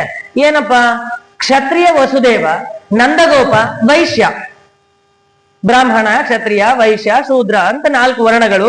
ಅದರಲ್ಲಿ 2ನೇ ವರ್ಣ ಕ್ಷತ್ರಿಯನಾಗಿ ವಸುದೇವನಿದ್ದಾನೆ, ವೈಶ್ಯನಾಗಿ ನಂದಗೋಪನಿದ್ದಾನೆ. ನಂದಗೋಪ ವಸುದೇವನ ತಂಬ. ಏನ್ ಹೇಳಕತ್ತರಿ ಇವರು? ಹೆಂಗ್ ಸಾಧ್ಯ ಅಂದ್ರೆ, ಶೂರಸೇನ ಮಹಾರಾಜ ಕ್ಷತ್ರಿಯರಲ್ಲಿ ಪಡೆದವನು ವಸುದೇವ, ವೈಶ್ಯಳಲ್ಲಿ ಪಡೆದ್ರಿಂದ ನಂದಗೋಪ ವೈಶ್ಯನಾದ ಅಂತ. ತಂದೆಯದ್ದೇ ಬರ್ಬೇಕಲ್ವಾ, ಆದ್ರೂ ಅವನು ವೈಶ್ಯನಾದ. ಹಾಗಾಗಿ ನಂದಗೋಪ ವೈಶ್ಯ, ಇವನ ತಮ್ಮ. ಹಾಗಾಗಿ ನಂದಗೋಪನ ಹೆಂಡತಿ ಯಶೋದೆ, ಆ ಯಶೋದೆಯಲ್ಲಿ ನೀನು ಜನಿಸು, ನೀನು ಅವತರಿಸು ಅಂತ ಕೃಷ್ಣ ಆದೇಶಿಸಿದ, ಭಗವಂತ ಆದೇಶಿಸಿದ. ಲಕ್ಷ್ಮೀದೇವಿ ದುರ್ಗೆಯಾಗಿ ಅಲ್ಲಿ ಯಶೋದೆಯ ಗರ್ಭದಲ್ಲಿ ಅವಳು ಅವತರಿಸ್ತಾ ಇದ್ದಾಳೆ. ಈ ಕಡೆ ಗರ್ಭ, 8ನೇ ಗರ್ಭ, ಇನ್ನೇನು ಪ್ರಸವದ ಸಮಯ. ಆವಾಗ ಎಲ್ಲ ದೇವಾನುದೇವತೆಗಳು, ಭಗವಂತ ಅಲ್ಲಿವರೆಗೂ ಗರ್ಭವಾಸವನ್ನ ಮಾಡೇ ಇಲ್ಲ, ದೇವಕಿಯ ಗರ್ಭವನ್ನ ಪ್ರವೇಶಿಸೇ ಇಲ್ಲ. ಅಲ್ಲಿ ಇದ್ದದ್ದು ಜೀವವೇ ಬೇರೆ. ಅಲ್ಲಿ ಭಗವಂತ ಒಂದು ಅಂಶದಿಂದ ಆ ಗರ್ಭವನ್ನ ಪ್ರವೇಶಿಸಿದ. ಎಲ್ಲ ದೇವಾನುದೇವತೆಗಳು ಬಂದ್ರಂತೆ, ಬಂದು ಪ್ರಾರ್ಥನೆಯನ್ನ ಮಾಡಿದ್ರು. ಗರ್ಭಸ್ತುತಿ ಅಂತ ಭಾಗವತ ಹೇಳುತ್ತೆ. ಗರ್ಭದಲ್ಲಿ ಭಗವಂತ ಎಲ್ಲರ ಗರ್ಭದಿಂದ ಜನಿಸುವ ಎಲ್ಲರನ್ನ ಅಣುರೇಣು ತೃಣ ಕಾಷ್ಟಗಳಲ್ಲಿ ಅನೇಕ ಜನ್ಮಗಳಲ್ಲಿ 84 ಲಕ್ಷ ಕೋಟಿ ಜೀವರಾಶಿಗಳ ಎಲ್ಲರನ್ನೂ ಬಂಧನದಿಂದ ಮುಕ್ತಗೊಳಿಸುವ ನೀನು ಗರ್ಭವನ್ನ ಸೇರಿಕೊಂಡೆಯ ಅಂತ ಹೇಳಿ ಅನೇಕ ರೀತಿಯಾಗಿ ಗರ್ಭಸ್ತುತಿಯನ್ನ ಮಾಡ್ತಾರೆ. ಆನಂತರದಲ್ಲಿ ಸಾಕ್ಷಾತ್ ಭಗವಂತ ವಿಷ್ಣು ಶಂಖ ಚಕ್ರ ಗದಾ ಪದ್ಮಧಾರಿಯಾಗಿ ಅಷ್ಟಮಿ ರೋಹಿಣಿ ನಕ್ಷತ್ರ ಅಷ್ಟಮಿ ದಿನ ರಾತ್ರಿ ಕಾಲದಲ್ಲಿ ಸರಿಯಾಗಿ 12 ಗಂಟೆಯ ಸಮಯಕ್ಕೆ ಭಗವಂತ ಪ್ರತ್ಯಕ್ಷನಾದ. ಭಾಗವತ ಹೇಳೋದು ಕೃಷ್ಣ ಹುಟ್ಟಿಲ್ಲ, ಕೃಷ್ಣ ಅವತರಿಸಿದ್ದು, ಕೃಷ್ಣನಿಗೆ ಹುಟ್ಟಿಲ್ಲ, ಕೃಷ್ಣ ಹುಟ್ಟಿದ್ದಲ್ಲ ಅಂತ ಭಾಗವತ ಹೇಳುತ್ತೆ. ಅದನ್ನೇ ಹೇಳ್ತಾ ಭಾಗವತ ಹೇಳುವ ಮಾತು, ತಮದ್ಭುತಂ ಬಾಲಕಮಂಬುಜೇಕ್ಷಣಂ ಚತುರ್ಭುಜಂ ಶಂಖ ಗದಾದ್ಯುಧಾಯುಧಂ ಶಿವತ್ತಲಕ್ಷ್ಮಂ ಗಲಶೋಭಿ ಕೌಸ್ತುಭಂ ಪೀತಾಂಬರಂ ಸಾಂದ್ರಪಯೋಧ ಸೌಭಗಂ ಮಹಾರವೈಡೂರ್ಯ ಕಿರೀಟ ಕುಂಡಲ ತ್ವಿಷಾ ಪರಿಶ್ವಸ್ತ ಸಹಸ್ರ ಕುಂತಲಂ ಉದ್ಧಾಮ ಕಾಂಚಂಗದ ಕಂಕಣಾದಿಭಿರ್ ವಿರೋಚಮಾನಂ ವಸುದೇವ ಐಕ್ಷತ. ಹೇಳಿದ್ರು ಭಗವಂತ ಶಂಖ ಚಕ್ರ ಗದಾ ಪದ್ಮ ಪೀತಾಂಬರವನ್ನುಟ್ಟು ಮಹಾರ ವೈಡೂರ್ಯ ಕಿರೀಟ ಕುಂಡಲ ಕಿರೀಟವನ್ನ ಧರಿಸಿದ್ದಾನೆ. ತ್ವಿಷಾ ಪರಿಶ್ವಸ್ತ ಸಹಸ್ರ ಕುಂತಲಂ ಒಂದು ಆಭರಣವನ್ನ ಧರಿಸಿದ್ದಾನೆ, ಕಂಕಣವನ್ನ ಧರಿಸಿದ್ದಾನೆ. ಶಂಖ ಚಕ್ರ ಗದಾ ಪದ್ಮಧಾರಿಯಾಗಿ ಚತುರ್ಬಾಹುಗಳಾಗಿ ಭಗವಂತ ಬಂದ. ಅಂತಹ ಭಗವಂತನನ್ನ ಅದ್ಭುತಂ ಬಾಲಕಂ ಅಂಬುಜೇಕ್ಷಣಂ, ಕಮಲದಂತಹ ಕಣ್ಣು, ಕಮಲ ಅರಳೋದು ಚಂದ್ರ ಬಂದಾಗ. ಹಾಗೆ ಅಂತಹ ಅತ್ಯದ್ಭುತವಾದಂತಹ ಭಗವಂತನ ರೂಪವನ್ನ ವಸುದೇವ ಐಕ್ಷತ, ವಸುದೇವ ನೋಡಿದ. ಹಾಗಾಗಿ ವಸುದೇವ ನೋಡಬೇಕು ಅಂತಂದ್ರೆ ಭಗವಂತ ಹಾಗೆ ಬಂದಿದ್ದ. ಬಂದು ಅವನನ್ನ ವಸುದೇವ ಸ್ತೋತ್ರ ಮಾಡಿದ. ಸ್ತೋತ್ರ ಮಾಡಿ ಆದ್ಮೇಲೆ ಅದೇ ಭಗವಂತ ಶಿಶುವಿನ ರೂಪವನ್ನು ತೆಗೆದುಕೊಂಡ. ಹಾಗಾಗಿ ಕೃಷ್ಣ ಅವತರಿಸಿದ್ದಪ್ಪ, ಕೃಷ್ಣ ಹುಟ್ಟಿದ್ದಲ್ಲ. ನರಸಿಂಹದೇವರ ತಂದೆ ತಾಯಿ ಯಾರು ಅಂತ ಕೇಳಿದ್ರೆ ಎಷ್ಟು ಅಬದ್ಧನೋ, ಕೃಷ್ಣನ ತಂದೆ ತಾಯಿ ವಸುದೇವ ದೇವಕಿ ಅಂತ ಹೇಳಿದ್ರೆ ಅಷ್ಟೇ ಅಬದ್ಧ ಅಂತ ಕರೆಸ್ಕೊಳ್ಳು. ಆದ್ರೆ ಅವರು ತಪಸ್ಸು ಮಾಡಿದ್ರೆ ಆದ್ರಿಂದ ಅವರಿಗೆ ತಂದೆ ತಾಯಿಗಳು ಅಂತ ಬಿರುದು ಭಗವಂತ ಕೊಟ್ಟಾನ. ಹಾಗಾಗಿ ಕೃಷ್ಣ ಅವತರಿಸಿದ. ಆದ್ರೆ ಅವತರಿಸ್ತಾ ಹೇಳ್ದ ವಸುದೇವನಿಗೆ, ನನ್ನನ್ನ ನಂದ ಗೋಕುಲಕ್ಕೆ ತೆಗೆದುಕೊಂಡು ಹೋಗು. ಅಲ್ಲಿ ಹೆಣ್ಣು ಮಗು ಜನಿಸಿರುತ್ತೆ, ಅದನ್ನ ನೀನು ಇಲ್ಲಿಗೆ ತಾ ಅಂತ ವಸುದೇವನಿಗೆ ಆಜ್ಞೆ ಆಯಿತು. ವಸುದೇವ ಹೊರಟ. ಎಂಥ ಕಾರಾಗೃಹ, ಎಂಥ ಜೈಲು, ಎಷ್ಟು ಕಾವಲುಗಾರರು. ಆದ್ರೆ ಅದೆಲ್ಲ ಭಗವಂತ ಮಾಯೆಯ ಮುಂದೆ ಇವೆಲ್ಲ ಏನು? ಭಗವಂತ ಮೋಹಿಸಿದ. ಎಲ್ಲರೂ ತಲೆ ತಿರುಗಿ ಬಿದ್ದಿದ್ದಾರೆ, ಯಾರಿಗೂ ಎಚ್ಚರವಿಲ್ಲ, ದೇವಕಿಗೂ ಸಹ. ವಸುದೇವ ಮಾತ್ರ ಆ ಭಗವಂತನ ಆಜ್ಞೆಯ ಮೇರೆಗೆ ಕೃಷ್ಣನನ್ನ ಒಂದು ಬುಟ್ಟಿಯಲ್ಲಿ ಹಾಕಿಕೊಂಡು ಅವನು ಹೊರಟವನೇ ನಾವು ನೋಡ್ತೇವೆ, ಅನೇಕ ಚಿತ್ರಪಟಗಳನ್ನ ನೋಡ್ತೇವೆ. ವಸುದೇವ ಬುಟ್ಟಿಯಲ್ಲಿ ಹೋಗ್ಬೇಕಾದ್ರೆ ಯಾವುದು ಅವರಿಗೆ ತಡೆನೇ ಆಗ್ಲಿಲ್ಲ. ಭಗವಂತ ಸಾಕ್ಷಾತ್ ಭಗವಂತನೇ ಭವಪಾಶದಿಂದ ನಮ್ಮನ್ನ ಮುಕ್ತಿಗೊಳಿಸುವಂತಹ ಭಗವಂತನೇ ಕೈಯಲ್ಲಿರ್ಬೇಕಾದ್ರೆ ಯಾವ ಪಾಶ ಏನ್ ಮಾಡ್ಲಿಕ್ಕೆ ಸಾಧ್ಯ? ಯಾವ ಕಾರಾಗೃಹ, ಯಾವ ಬಂಧನ? ಹಾಗಾಗಿ ಎಲ್ಲವೂ ತನ್ನಷ್ಟಕ್ಕೆ ತಾನೇ ತೆರೆದಿದೆ. ವಸುದೇವ ಹೊರಡಬೇಕಾದ್ರೆ ಯಮುನಾ ನದಿ, ಅತ್ಯಂತ ಆಳವಾದ ಮಡುವನ್ನ ಹೊಂದಿದ ಯಮುನಾ ನದಿಯು ದಾರಿ ಬಿಡ್ತಂತೆ. ಅಲ್ಲಿ ನೀವು ನೋಡ್ತೀರಿ, ಒಂದು ಶೇಷನೇ ಬಂದು ಆ ಕೃಷ್ಣನನ್ನ, ಆವಾಗ ಒಂದು ತುಂತುರು ಮಳೆ ಬಂತಂತೆ. ಒಂದು ತುಂತುರು ಮಳೆ, ಈ ಮಳೆಯಲ್ಲೂ ವಿಶೇಷತೆ ಇದೆ. ತುಂತುರು ಮಳೆ, ಜಿಟಿಯಾದ ಒಂದು ಮಳೆ ಬರ್ತಾ ಇರುತ್ತೆ, ಅದನ್ನ ತುಂತುರು ಮಳೆ ಅಂತ ಕರೀತಾರೆ. ಅದು ಪುಷ್ಪವೃಷ್ಟಿ ಅಂತ. ಹಾಗಾಗಿ ಕೃಷ್ಣ ಭಗವಂತ ಅವತರಿಸಿದ್ದಾನೆ, ಆ ಮಳೆ ಬರ್ತಾ ಇದೆ, ತುಂತುರು ಮಳೆ. ಆ ತುಂತುರು ಮಳೆ ಭಗವಂತನಿಗೆ ಸಿಡಿಬಾರ್ದು ಅಂತ ಹೇಳಿ ಶೇಷನೇ ಬಂದು ನಿಂತ್ಕೊಂಡಿದ್ದಾನೆ. ಯಮುನಾ ದೇವಿಯೇ ಅವರು ಇಡೀ ನದಿಯನ್ನ ಆ ಕಡೆ ಭಾಗ ಈ ಕಡೆ ಭಾಗ ಮಾಡಿಕೊಂಡು ವಸುದೇವನಿಗೆ ದಾರಿ ಕೊಟ್ಟಿದ್ದಾಳೆ. ಅಷ್ಟೇ ಅಲ್ಲ, ಅತ್ಯಂತ ಆಳವಾದ ಯಮುನಾ ನದಿ, ಅದರಲ್ಲಿ ಇಳಿದ್ರೆ ವಸುದೇವ ಅವನ ಎದೆ ಭಾಗಕ್ಕೆ ಮಾತ್ರ ನೀರು ಬಂತಂತೆ. ಏನಪ್ಪಾ ಇದೆಲ್ಲ? ಒಂದೊಂದು ಘಟನೆಗಳ ಹಿಂದೂ ಅತ್ಯದ್ಭುತವಾದಂತಹ ಚರಿತ್ರೆ ಇದೆ. ಶೇಷ ಬಂದು ಯಾಕೆ ಅವನ ಮೇಲೆ ನಿಂತುಕೊಂಡ ಅಂತಂದ್ರೆ, ಶೇಷನೇ ಅಣ್ಣನಾಗಿ ಜನಿಸಿದ್ದಾನೆ ಬಲರಾಮನಾಗಿ. ಕೃಷ್ಣ ಬಲರಾಮನಿಗೆ ನಮಸ್ಕಾರ ಮಾಡ್ತಾನೆ. ಅವಾಗ ಬಲರಾಮ ಸಂಕಟ ಪಡ್ಕೊಳ್ತಾನೆ, ನನ್ನ ಸ್ವಾಮಿ ನಿನ್ನನ್ನ ಹೊತ್ತುಕೊಂಡು ಯಾವಾಗಲೂ ಶೇಷಶಾಹಿಯಾಗಿ ಮಲಗಿರುವಂತಹ ನನ್ನ ಸ್ವಾಮಿ, ಅವನಿಂದ ನಮಸ್ಕಾರ ಪಡ್ಕೊಳ್ಬೇಕಲ್ವಪ್ಪ ನಾನು?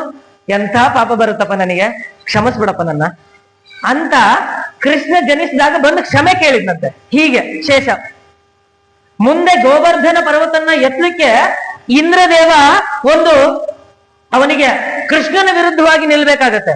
ಅದಕ್ಕೆ ಇಂದ್ರ ಮಳೆಯನ್ನು ಸುರಿಸ್ತಾನೆ. ಅವನು ತುಂತುರು ಮಳೆಯಾಗಿ ಬಂದು, ನೀವು ಗಮನಿಸ್ರಿ, ಶೇಷ ಅವನು ನಿಂತಿದ್ರೂ ಕೂಡ ತುಂತುರು ಹನಿ ಬಂದು ಆ ಕೃಷ್ಣನ ಪಾದ ಕಮಲಗಳಿಗೆ ಬೀಳುತ್ತೆ. ಕ್ಷಮಿಸ್ಬಿಡಪ್ಪ ಅಂತ ಪಾದ ಕಮಲವನ್ನ ಹಾಕ್ತಿರ್ತಾನಂತೆ ಇಂದ್ರದೇವ. ಯಮುನಾ ದೇವಿ ಎಂತಹ ಸಮುದ್ರ, ಎಂತಹ ಸಮುದ್ರ ಅಂದ್ರೆ ಸಂಸಾರ ಸಾಗರ. ಸಂಸಾರ ಸಾಗರದಿಂದನೇ ನೀನ್ ಎಲ್ಲರನ್ನ ಮುಕ್ತಿಗೊಳಿಸ್ತೀಯ, ನನ್ನ ಮಡು ನಿನಗೇನ್ ಮಾಡುತ್ತೆ ಅಂತ ಹೇಳಿ ಅಂತಹ ಆಳವಾದ ಯಮುನೆ ಆ ವಸುದೇವನಿಗೆ ಎದೆ ಭಾಗಕ್ಕೆ ಬಂದು ಅಂತ.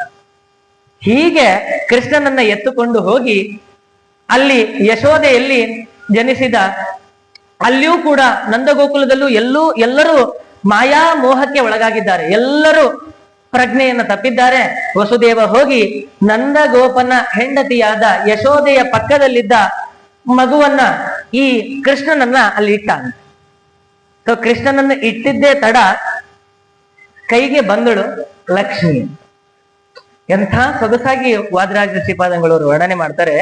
ನೀವು ಲಕ್ಷ್ಮಿಯಿಂದ ಹೋಗ್ಬೇಡ್ರಿ, ದುಡ್ಡು ದುಡ್ಡು ದುಡ್ಡು ಅಂತ ಸಾಯ್ಬೇಡ್ರಿ, ದುಡ್ಡಿನಿಂದ ಹೋಗ್ಬೇಡ್ರಿ.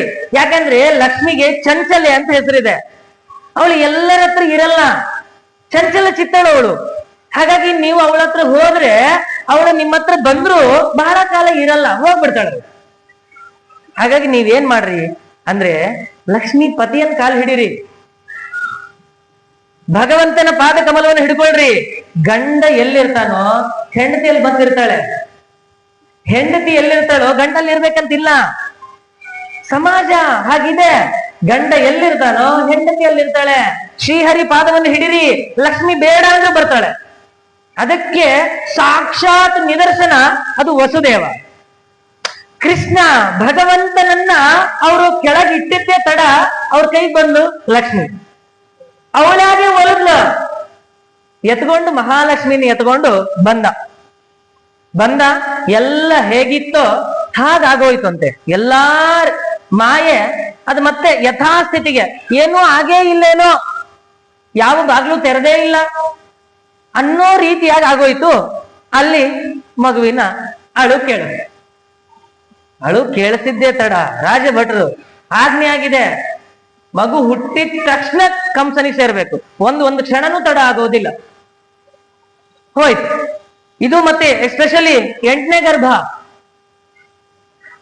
ಹಾಗಾಗಿ ಇದ್ರ ಹಿಂದೆ 8 ಜನನ ಯಾಕೆ ಸಾಯಿಸ್ಬೇಕಾಗಿತ್ತು ಅಂದ್ರೆ ಅವ್ರು ಕೇಳ್ತಾರೆ, ಯಾವ್ದು 8ನೇದು ಹೆಂಗೆ ಹೇಳೋದು? 1ರಿಂದ 8, 8ರಿಂದ 1, ಯಾವಾಗ ಬೇಕಾದ್ರೂ ಹುಟ್ಬೋದು. ಬೇಡ ಎಲ್ರನ್ನ ಸಾಯಿಸ್ಬಿಡೋಣ ಅಂತ ಎಲ್ರನ್ನು ಸಾಯಿಸಿದವನು 7ನೇ ಗರ್ಭ ಬಲರಾಮ ಆ ಕಡೆ ಹೋಗ್ಬಿಟ್ಟ, ಗರ್ಭಸ್ರಾವ ಆಯ್ತು ಅಂತ ಬಿಟ್ರು. 8ನೇದಾಗಿ ಮಗು ಜನಿಸಿದೆ ಅಂತ ಗೊತ್ತಾದ ತಕ್ಷಣ ಕಂಸ ಬಂದ, ಇನ್ನ ನನ್ನ ಮೃತ್ಯು ಹುಟ್ಟಿದೆ ಅಂತ ಅಂದುಕೊಂಡು ಬಂದು ದೇವಕಿ ಹೇಳ್ತಾ ಇದೆ ಹೆಣ್ಣು ಮಗು ಅಂತ ಹೇಳ್ತಾ ಇದ್ದಾಳೆ.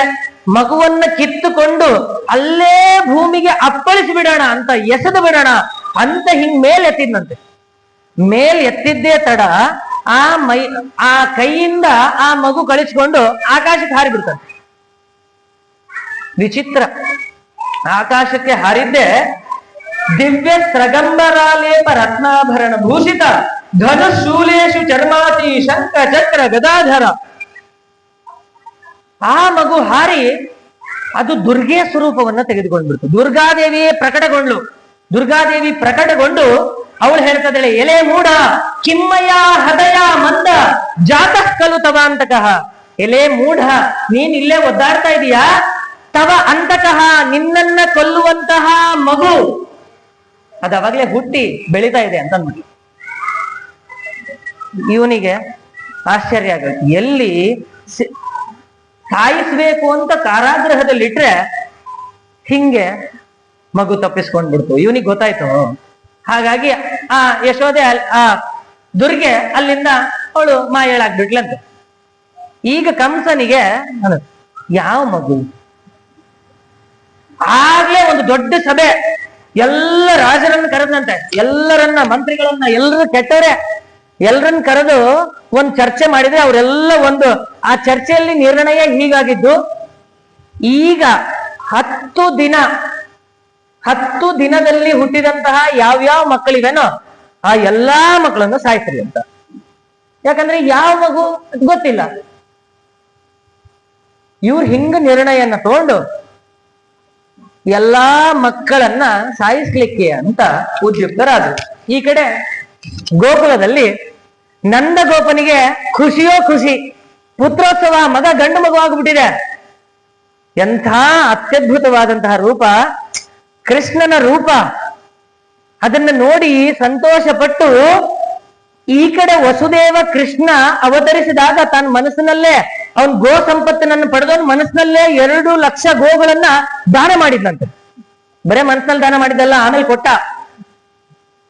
ಹಂಗೆ ನಂದಗೋಪ ಎಲ್ಲ ಗೋಗಳನ್ನ ದಾನ ಮಾಡಿದ್ನಂತೆ.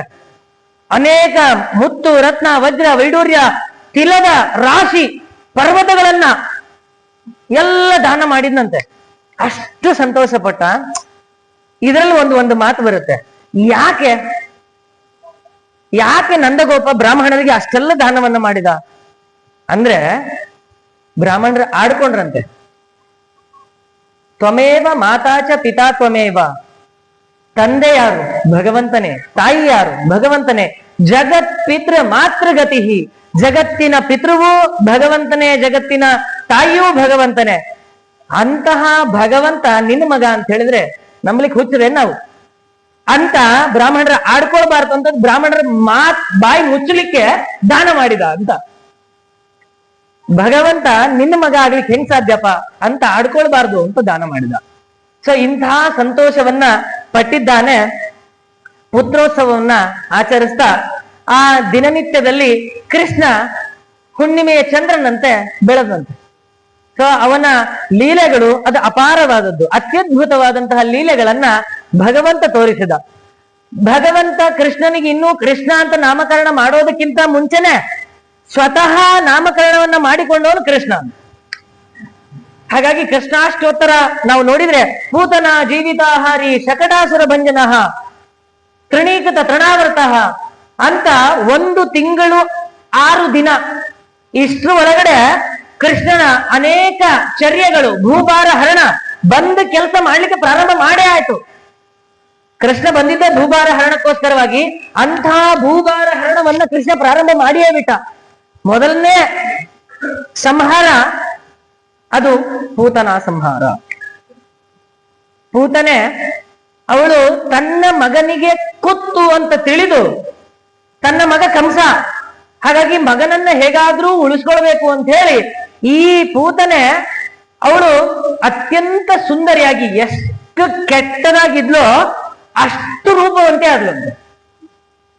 ವಿರುದ್ಧ ಅಷ್ಟು ರೂಪವನ್ನು ಧರಿಸಿಕೊಂಡು ಯಾವ ಯಾವ ಮಕ್ಕಳು ಈ 10 ದಿನ ಅವ್ರದ್ದೇನ್ ಮಾತುಕತೆ ಆಗಿತ್ತೋ, ಹಾಗಾಗಿ ಎಲ್ಲೆಲ್ಲಿ ಹೋಗ್ತಾಳೆ, ಯಾವ್ಯಾವ ಮಕ್ಕಳುಗಳು ಸಿಗ್ತಾವೋ ಅವರೆಲ್ಲರಿಗೂ ತನ್ನ ಸ್ತನ್ಯಪಾನವನ್ನ ಮಾಡಿಸ್ಕೊಡುದು. ಅದು ಸ್ತನ್ಯಪಾನ ಅಲ್ಲ, ವಿಷಪಾನ. ಎಲ್ಲಾ ಮಕ್ಕಳಿಗೆ ವಿಷವನ್ನು ಉಣಿಸೋದು, ಸಾಯಿಸೋದು. ಹೀಗೆ ಒಂದು ಊರಿನಿಂದ ಬರ್ತಿದ್ಲಂತೆ. ಎಲ್ಲ ಸಿಕ್ಕ ಮಕ್ಕಳಿಗೆ ವಿಷಪಾನವನ್ನು ಮಾಡಿ ಸಾಯಿಸ ಬರ್ತಾ ಇರ್ಬೇಕಾದ್ರೆ ನಂದ ಗೋಕುಲಕ್ಕೆ ಬಂದಂತೆ. ಸೊ ಗೋಕುಲಕ್ಕೆ ಬಂದಿದ್ದಾಳೆ. ಅಲ್ಲಿ ಕೃಷ್ಣನನ್ನ ಆಗ ತಾನೇ ಯಶೋದೆ ಕೆಳಗಡೆ ಇಟ್ಟು ಹೋಗಿದ್ಲಂತೆ. ಆ ಕೃಷ್ಣನನ್ನ ಎತ್ತಿಕೊಂಡ್ಲು ಈ ಪೂತನಿ ಎತ್ತುಕೊಂಡು, ಗೊತ್ತಿಲ್ಲ ಕೃಷ್ಣ ಅನ್ನೋದು ಗೊತ್ತಿಲ್ಲ, ಯಾಕಂದ್ರೆ ಎಲ್ಲರೂ ಒಟ್ಟು ಸಾಯಿಸ್ಬೇಕಷ್ಟೆ. ಹಾಗಾಗಿ ಬಂದ ಆ ಮಗುವನ್ನು ಎತ್ಕೊಂಡು ಸ್ತನ್ಯಪಾನವನ್ನು ಮಾಡಿಸ್ಲಿಕ್ಕೆ ಅಂತ ಪ್ರಾರಂಭ ಮಾಡಿಲ್ಲಂತೆ. ಆವಾಗ ಮೊದಲಿಗೆ ವಿಷವನ್ನ ಭಗವಂತ ಕುಡ್ದ. ಅವನಿಗೇನಾಗ್ಲಿಕ್ಕೆ ಸಾಧ್ಯ, ವಿಷ ಅಷ್ಟೇ ಕುಡ್ದ. ಅಂದ್ರೆ ಕೃಷ್ಣ ಹೋಗ್ತಾ ಹೋಗ್ತಾ ಹೋಗ್ತಾ ಅವಳ ರಕ್ತಪಾನವನ್ನೂ ಮಾಡಿದ್ನಂತೆ. ರಕ್ತಪಾನವನ್ನು ಮಾಡಿದ ಅಂತಂದ್ರೆ ರಕ್ತವನ್ನೇ ಕುಡ್ದ ಅಂತಲ್ಲ, ಅವಳ ಆ ದುಷ್ಟ ಏನು ಮನಸ್ಥಿತಿ ಇತ್ತು ಅದನ್ನ ಸೆಳೆದ, ಅವಳ ದುಷ್ಟತನವನ್ನ ಸೆಳೆದ. ಅವಳಿಗೆ ಸಂಕಟ ಆಗ್ತಾ ಇದೆ, ಬಿಡಿಸ್ಕೊಳಿಕ್ ಆಗ್ತಾ ಇಲ್ಲ. ಕೃಷ್ಣನನ್ನು ದೂಗ್ತಾ ಇದ್ದಾಳೆ, ಆದ್ರೆ ಆಗ್ತಾ ಇಲ್ಲ. ಕೃಷ್ಣ ಪರಮಾತ್ಮ ಎಲ್ಲ ಅವಳಲ್ಲಿದ್ದ ಎಲ್ಲ ವಿಷವನ್ನ ಕುಡ್ದ ಅವಳು ನಿಶ್ಚೇಷ್ಟಿತಳಾದ್ಲು ಅಂತ. ಅವಳಲ್ಲಿದ್ದ ಎಲ್ಲಾ ಶಕ್ತಿ ಹೋಯ್ತು. ಅವಳು ತನ್ನ ಶಕ್ತಿಯಿಂದ ಯಾವ ಅಪ್ಸರೆ ಆಗಿದ್ಲೋ ಆ ರೂಪ ಹೋಯ್ತು, ಅವಳ ನಿಜ ಸ್ವರೂಪ ಬಂತು. ಅತ್ಯಂತ ದಡೂತಿ ದೇಹವನ್ನು ತೆಗೆದುಕೊಂಡ್ಲು. ಒದ್ದಾಡ್ತಾ ವಿಲ ವಿಲ ವಿಲ ವಿಲ ಒದ್ದಾಡ್ತಾ ಅತ್ಯಂತ ಕುರೂಪಿಯಾಗಿ ಒಂದು ಕೋರೆ ಹಲ್ಲುಗಳನ್ನ ಹೊತ್ತುಕೊಂಡು ಬಿದ್ಲಂತೆ. ಆ ಬಿದ್ದ ಶಬ್ದಕ್ಕೆ ಎಲ್ರೂ ಬಂದ್ರಂತೆ. ಎಲ್ರೂ ಬಂದು ನೋಡಿದ್ರೆ ಆ ದೊಡ್ಡ ರಾಕ್ಷಸಿಯ ಎದೆಯ ಮೇಲೆ ಕೃಷ್ಣ ನನಗೇನು ಗೊತ್ತೇ ಇಲ್ಲ ಅನ್ನೋ ರೀತಿ ಆಟ ಆಡ್ತಾ ಇದ್ದಂತೆ. ಅದಕ್ಕೆ ಈ ಎಲ್ಲ ಗೋಪಾಲಕರು ಎಲ್ಲರೂ ಎಂಥ ಅವಘಡ, ಇಂಥದ್ದು ನಡೆದೋಯ್ತು. ಪಾಪ ಅವ್ರಿಗೆ ಯಾರಿಗೂ ಗೊತ್ತೇ ಇಲ್ಲ ಭಗವಂತ ಅಂತ. ಇಂತಹ ಮಗುವಿಗೆ ಇಂಥ ರಾಕ್ಷಸಿ ಏನಾಗ್ಬಿಡ್ತಿತ್ತೋ ಏನೋ ಅಂತ ಅವರು ಭಯಗ್ರಸ್ತರಾಗಿ ಆ ಮಗುವನ್ನ ಎತ್ತಿಕೊಂಡು ಇಡೀ ಪೂತನೆಯನ್ನು ತುಂಡಾಗಿ ಕತ್ತರಿಸಿದ್ರು. ಅಷ್ಟು ದೊಡ್ಡ ದೇಹ, ಅದನ್ನ ತುಂಡಾಗಿ ಕತ್ತರಿಸಿ ಅದನ್ನ ಸುಟ್ಟು ಬಿಟ್ರಂತೆ. ಹಿಂಗೆ ಆ ಪೂತನಿ ಸಂಹಾರವನ್ನ ಭಗವಂತ ಮಾಡಿದ. ಆದ್ರೆ ಪೂತನಿ ಸಂಹಾರದಲ್ಲೂ ಕೂಡ ವಿಶೇಷತೆ ಇದೆ. ಸೊ ಅದರಲ್ಲೂ 2 ಆವೇಶಗಳು, ಒಂದು ಊರ್ವಶಿಯ, ಇನ್ನೊಂದು ತಾಟಕೆಯ, ಇಬ್ಬರ ಅಂಶ ಇತ್ತು. ತಾಟಕೆಯನ್ನ ಅಂಧನ್ ತಪಸ್ಸಿಗೆ ಕಳಿಸಿದ, ಊರ್ವಶಿಯನ್ನ ಸ್ತನಪಾನ ಮಾಡಿದ್ರಿಂದ, ಅಂದ್ರೆ ಭಗವಂತನ ಒಂದು ಸ್ಪರ್ಶ ಅನ್ನೋದು ಅದು ಯಾರಿಗೂ ಸಿಗಲ್ಲ. ಭಗವಂತನ ಸ್ಪರ್ಶ ಸಿಕ್ಕದ್ರಿಂದ ಊರ್ವಶಿಗೆ ಒಳ್ಳೆಯ ಲೋಕಪ್ರಾಪ್ತಿಯಾಯಿತು ಅಂತ. ಅವರಿಬ್ಬರಿಗೂ ಒಳ್ಳೆಯ ಸ್ಥಾನವನ್ನ ಕೊಟ್ಟ ಭಗವಂತ. ಕೃಷ್ಣ ಹೀಗೆ ಪೂತನಿಯನ್ನ ಸಂಹರಿಸಿದ. ಪೂತನಿಯನ್ನ ಸಂಹಾರವನ್ನ ಮಾಡ್ತಾ ಒಂದು, ಯಾಕೆ ಅಂದ್ರೆ ನಿನ್ನ ಮಗನನ್ನ ಕಳಿಸ್ಬೇಕು, ನಿನ್ ಮಗನ್ ಕಳ್ಸೋಕ್ಕಿಂತ ಮುಂಚೆ ನೀನು ಹೋಗಿ ಕಾಯ್ತಾರೆ ನಿನ್ ಮಗ ಬರ್ತಾನೆ ಅಂತ. ಅದಕ್ಕೆ ಮೊದಲು ಪೂತನಿಯನ್ನೇ ಕೊಂದಿದ್ದು ಅಂತ ಹೇಳ್ತಾರೆ. ಹಾಗಾಗಿ ಪೂತನಿಯ ಸಂಹಾರ ಆಯ್ತು. ಈ ಕಡೆ ಪಾಪ ಆ ಕೃಷ್ಣನನ್ನು ಎತ್ಕೊಂಡ್ಬಿಟ್ಟು ಎಲ್ರು ಗೋಮೂತ್ರೇಣ ಸ್ನಾಪಯಿತ್ವ ಪುನರ್ ಗೋರಜಸಾರ್ಭಕಂ. ಏನ್ ಮಾಡಿದ್ರು ಅಂದ್ರೆ ಆ ಕೃಷ್ಣನ್ ಎತ್ಕೊಂಡು ಬಂದು ಗೋಮೂತ್ರ ಪ್ರೋಕ್ಷಣೆ ಮಾಡಿದ್ರಂತೆ ಕೃಷ್ಣನಿಗೆ. ಗೋಮಯದಿಂದ ಅವನಿಗೆ ಮೆತ್ತಿದ್ರಂತೆ. ಆ ಗೋವಿನ ಕೆಳಭಾಗದಿಂದ ಆ ಕೃಷ್ಣನನ್ನ ಕೆಳಗೆ ಕರ್ಕೊಂಡು ಹೋದ್ರಂತೆ. ಯಾಕಂದ್ರೆ ಏನೋ ದೃಷ್ಟಿ ಆಗ್ಬಿಟ್ಟಿರುತ್ತೆ, ಏನೋ ಒಂದು ಯಾವ್ದೋ ದುಷ್ಟ ಶಕ್ತಿ ಈ ಮಗುವನ್ನ ಸಂಹಾರ ಮಾಡ್ಲಿಕ್ಕೆ ಬಂದ್ಬಿಟ್ಟಿದೆ, ಹಂಗಾಗ್ಬಾರ್ದು ಅಂತ ಹೇಳಿ ಗೋವಿನ ಮುಖಾಂತರವಾಗಿ ಈಗೆಲ್ಲ ಮಾಡಿದ್ರು ಅಂತ. ಅಂದ್ರೆ ಎಷ್ಟು ಶಕ್ತಿ ಗೋವಿನ ಮೂತ್ರ ಗೋಮಯದಲ್ಲಿ ಗೋವಿನಲ್ಲಿದೆ ಅನ್ನೋದನ್ನ ಈ ಮುಖಾಂತರ ತಿಳಿಸ್ತಾರೆ. ಆ ರೀತಿ ಕೃಷ್ಣನಿಗೆ ಮಾಡಿದ್ರು. ಆ ನಂತರದಲ್ಲಿ ಸ್ವಲ್ಪ ದಿನಗಳು ಹೋಯ್ತು. ಸ್ವಲ್ಪ ದಿನಗಳಾದ್ಮೇಲೆ ಒಬ್ಬ ಅಸುರ, ಕಂಸನಿಗೆ ಸಂಬಂಧಪಟ್ಟಂತಹ ಅಸುರ, ಶಕಟ ಅಸುರ ಅಂತ. ಅವನು ಶಕಟ ಅಂದ್ರೆ ಬಂಡಿ ಅಂತ ಅರ್ಥ. ಸೊ ಬಂಡಿ ರೂಪದಲ್ಲಿ ಬಂದು ಕೃಷ್ಣನ ಸಾಯಿಸ್ಬೇಕು ಅಂತ. ಕೃಷ್ಣ ಅಂತಲ್ಲ, ಯಾವ್ಯಾವ ಮಗುಗಳನ್ನ ಬಂಡಿಯಲ್ಲಿ ಕರ್ಕೊಂಡು ಹೋಗ್ತಾ ಇರ್ತಾರೋ ಅವಾಗ ಬಂಡಿ ರೂಪದಲ್ಲಿದ್ದ ಅಸುರ ಅಳಗಾಡಿಸಿ ಮಗುವನ್ನು ಕೆಳಗಡೆ ಬೀಳಿಸಿ ಸಾಯಿಸ್ಬಿಡ್ತೀನಿ. ಹಿಂಗೆ ಸಾಯಿಸುವಂತಹ ಶಕಟಾಸುರ ಆ ಶಕಟದ ಕೆಳಗಡೆ ಯಶೋದೆ ಕೃಷ್ಣನನ್ನು ಮಲಗಿಸಿ ಬಂದಿದ್ದಾನೆ. ಕೃಷ್ಣ ಅಲ್ಲೇ ಇದ್ದಂತಹ ಕೃಷ್ಣ ಸ್ವಲ್ಪ ಅಳಗಾಡಿ ಸ್ವಲ್ಪ ತನ್ನ ಅತ್ಯಂತ ಮೃದುವಾದ ಪಾದದಿಂದ ಆ ಬಂಡಿಗೆ ತಾಡ್ಸಿದ್ನಂತೆ. ಒದ್ದ ಅಂದ್ರೆ ತಪ್ಪಾಗುತ್ತೆ, ಆ ಕೂಸೇನು ಓದಿಲಿಕ್ಕೆ ಸಾಧ್ಯ. ಕಾಗಸಿದ್ದೇ ತಡ ಆ ಬಂಡಿ ಪುಡಿ ಪುಡಿ ಪುಡಿ ಪುಡಿ ಆಗೋಯ್ತಂತೆ. ಅಂದ್ರೆ ಬಂಡಿಯ ರೂಪದಲ್ಲಿದ್ದ ಶಕಟಾಸುರ ಸಂಹಾರನಾದ.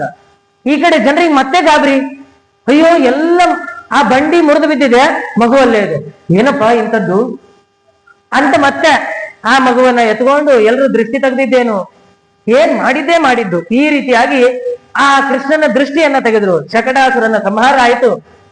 ಹೀಗೆ ಹೋಗ್ತಾ ಒಂದು ದಿನ ಹೊರಗಡೆ ಕೃಷ್ಣನನ್ನ ಮಲಗಿಸಿದಾಗ ಆವಾಗ ಅಲ್ಲಿಗೆ ತೃಣಾವರ್ತ ಬಂದಂತೆ. ತೃಣಾವರ್ತ ಅಂದ್ರೆ ಅವನು ಗಾಳಿಯ ಸುಂದರ ಗಾಳಿಯ ಸ್ವರೂಪವನ್ನ ಧರಿಸಿದಂತಹ ಒಬ್ಬ ಅಸುರ.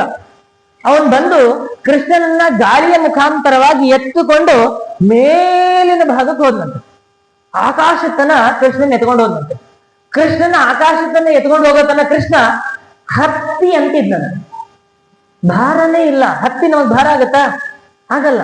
ಅಷ್ಟು ಭಾರ ಇಲ್ಲದೇ ಇರುವಂತಹ ಕೃಷ್ಣ ಯಾವಾಗ ಆಕಾಶದ ಹತ್ತಿರ ಹೋದ್ನೋ ಅವಾಗ ಅತ್ಯಂತ ಭಾರ ಆದಂತೆ. ಎಷ್ಟು ಭಾರ ಅಂತಂದ್ರೆ ಆ ತೃಣಾವರ್ತನಿಗೆ ಆ ಮಗುವನ್ನು ಹೊತ್ಕೊಳ್ಳಿಕ್ಕೆ ಸಾಧ್ಯ ಆಗಲಿಲ್ಲ. ಆ ಭಾರದಿಂದ ಮೇಲಿನಿಂದ ಕೆಳಗಡೆ ಅವನು ಬಂದು ಕೆಳಗಡೆ ಭೂಮಿಗೆ ಅಪ್ಪಳಿಸಿ ಬಿದ್ದ. ಭೂಮಿ ಒಳಭಾಗಕ್ಕೆ ಹೋದಂತೆ. ಒಂದ್ ದೊಡ್ಡ ಹೊಂಡ ಆಗೋಯ್ತಲ್ಲಿ. ಹಂಗೆ ಬಿದ್ದು ಆ ತೃಣಾವರ್ತ ಸತ್ತ.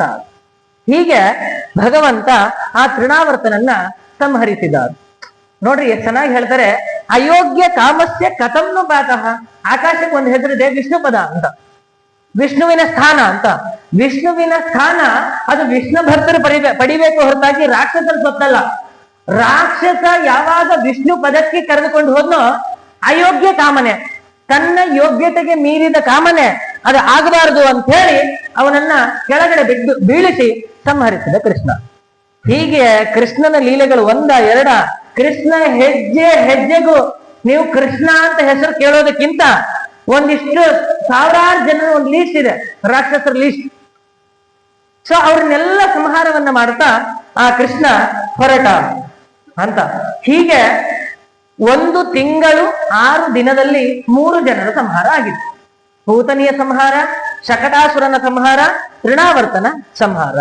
ಇಲ್ಲೆಲ್ಲ ಗಮನಿಸಬೇಕಾದಂತಹ ವಿಚಾರ, ಕೃಷ್ಣ ಅವತರಿಸಿದ್ದು ಸರ್ವೋತ್ತಮತ್ವವನ್ನ ಪ್ರತಿಪಾದನೆ ಮಾಡ್ಲಿಕ್ಕೆ, ನಾನೇ ಸರ್ವೋತ್ತಮ ಅಂತ ತಿಳಿಸ್ಲಿಕ್ಕೇನೆ ಕೃಷ್ಣನ ಅವತಾರವಾಗಿದ್ದು. ಯಾಕೆ ಅಂದ್ರೆ ಹೆಜ್ಜೆ ಹೆಜ್ಜೆಗೂ ಒಬ್ಬೊಬ್ಬ ರಾಕ್ಷಸರು ಒಬ್ಬೊಬ್ಬ ದೇವತೆಗಳಿಂದ ಅವಧ್ಯತ್ವ ವರವನ್ನ ಪಡೆದವರು. ಬ್ರಹ್ಮನಿಂದ ಕೆಲವರು, ಶಿವನಿಂದ ಕೆಲವರು, ಸ್ಕಂದನಿಂದ ಕೆಲವರು, ಗಣಪತಿಯಿಂದ ಕೆಲವರು, ಪಾರ್ವತಿಯಿಂದ ಕೆಲವರು.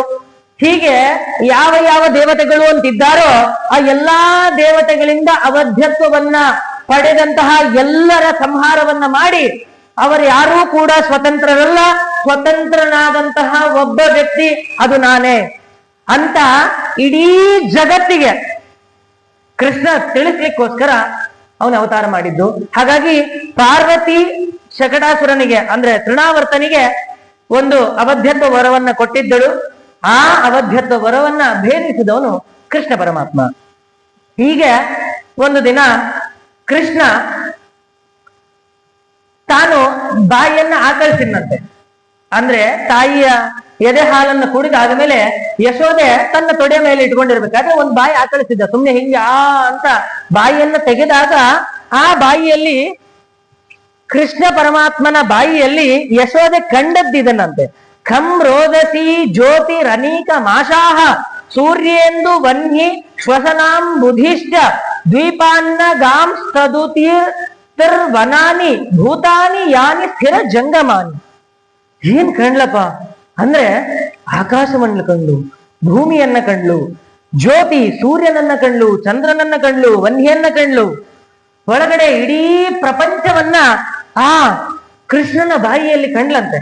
ಕಂಡು ಅದ್ರ ಒಳಗಡೆ ಭೂತಾನಿ ಯಾನಿ ಸ್ಥಿರ ಜಂಗಮಾನಿ, ಸ್ಥಿರವಾಗಿ ಇರುವಂತಹ ಭೂತಗಳನ್ನ, ಪಂಚಭೂತಗಳನ್ನ ಎಲ್ಲವನ್ನ ಆ ಯಶೋದೆ ನೋಡಿ ಒಂದು ಕ್ಷಣ ಅನ್ಕೊಂಡ್ಲಂತೆ, ಇವನು ನನ್ನ ಮಗ ಅಲ್ಲ, ಭಗವಂತ, ಸಾಕ್ಷಾತ್ ಭಗವಂತ ಅಂತ ಅಂದುಕೊಂಡು ಅವನ ಬಾಯಿ ಮುಚ್ಚೋಷ್ಟರಲ್ಲಿ ಮತ್ತೆ ನನ್ನ ಮಗ ಅಂತ ಅಪ್ಕೊಂಡು ಅಂತಹ ಮೋಹವನ್ನ ಕೃಷ್ಣ ಮಾಡ್ದ. ಇದು ಒಂದ್ಸತೆ ಅಲ್ಲ, ಮತ್ತೆ ಮುಂದೊಂದು ಸತೆ ಹೀಗೆ ಮಾಡ್ತಾನೆ ಕೃಷ್ಣ ಅನ್ನೋದನ್ನ ತಿಳಿಸ್ತಾರೆ. ಹೀಗೆ ಕೃಷ್ಣನ ಒಂದು ನಾಮಕರಣವನ್ನ ಮಾಡಬೇಕು ಅಂತ ನಂದಗೋಪ ನಿಶ್ಚಯಿಸಿದ. ಹಾಗಾಗಿ ನಂದಗೋಪನ ಕುಲಪುರೋಹಿತರಾದಂತಹ ಗರ್ಗಾಚಾರ್ಯರನ್ನ ಕರೆಸಿದ. ಗೋಕುಲಕ್ಕೆ ಕರೆಸಿ ಗರ್ಗಾಚಾರ್ಯರಿಂದ ಇಬ್ಬರೂ ಮಕ್ಕಳಿಗೆ ಅಂದ್ರೆ ಬಲರಾಮನಿಗೂ ಕೃಷ್ಣನಿಗೂ ರೋಹಿಣಿಯನ್ನ ಇಲ್ಲಿಗೆ ಕಳಿಸಿದ್ರು. ಆ ಬಲರಾಮನು ಕೂಡ ಇಲ್ಲೇ ಇದ್ದ. ಅವರಿಬ್ಬರಿಗೂ ನಾಮಕರಣವನ್ನ ಮಾಡಬೇಕು ಅಂತ ಹೇಳಿ ಗರ್ಗಾಚಾರ್ಯರನ್ನ ಕರೆಸಿದಾಗ ಗರ್ಗಾಚಾರ್ಯರು ಏನ್ ಹೆಸರಿಡಬೇಕು? ಈಗ ಹೆಸರು ಅಂತಂದ್ರೆ ನೀವು ನೋಡ್ತಾ ಇರ್ತೀರಿ, ಹೆಸರು ಏನ್ ಇಡ್ಬೇಕು ಅನ್ನೋದೇ ಒಂದು ದೊಡ್ಡದು. ಇನ್ನು ಮಗು ಹುಟ್ಟೇ ಇರಲ್ಲ, ಅದೇ ಕೂಸು ಹುಟ್ಟೋದಕ್ಕಿಂತ ಮುಂಚೆ ಕುಲ ಹೇಳ್ತಿದ್ರು ಅಂತಾರಲ್ಲ, ಹಂಗೆ ಹುಟ್ಟೋಕ್ಕಿಂತ ಮುಂಚೆ ಗಂಡ ಆದ್ರೆ ಇದಿಡೋಣ, ಹೆಣ್ಣಾದ್ರೆ ಇದಿಡೋಣ ಅಂತ ಒಂದು ದೊಡ್ಡ ಲೀಸ್ಟ್ ಇರ್ತದ. ಅದ್ರಲ್ಲೂ ಮತ್ತೆ ಕೆಲವರಿಗೆ ನಮ್ಮ ಅತ್ತೆ ಮಾವಿಗೆ ಈ ಅಕ್ಷರ ಸೇರಿ ಬರಲ್ಲ, ನಮಗೆ ಈ ಅಕ್ಷರ ಸೇರಿ ಬರಲ್ಲ, ಹಿಂಗೆ ಹೆಸರಿಡೋಣ, ಹಂಗೆ ಹೆಸರಿಡೋಣ, ಅವ್ರ ಅರ್ಧ ಹೆಸರು ಇವ್ರ ಅರ್ಧ ಹೆಸರಿಡೋಣ ಅಂತ ಏನೇನೇನೇನೋ ನಡೀತದ. ಅಂತದ್ರಲ್ಲಿ ಸಾಕ್ಷಾತ್ ಭಗವಂತನೇ ಅವತರಿಸಿದ್ದಾನೆ.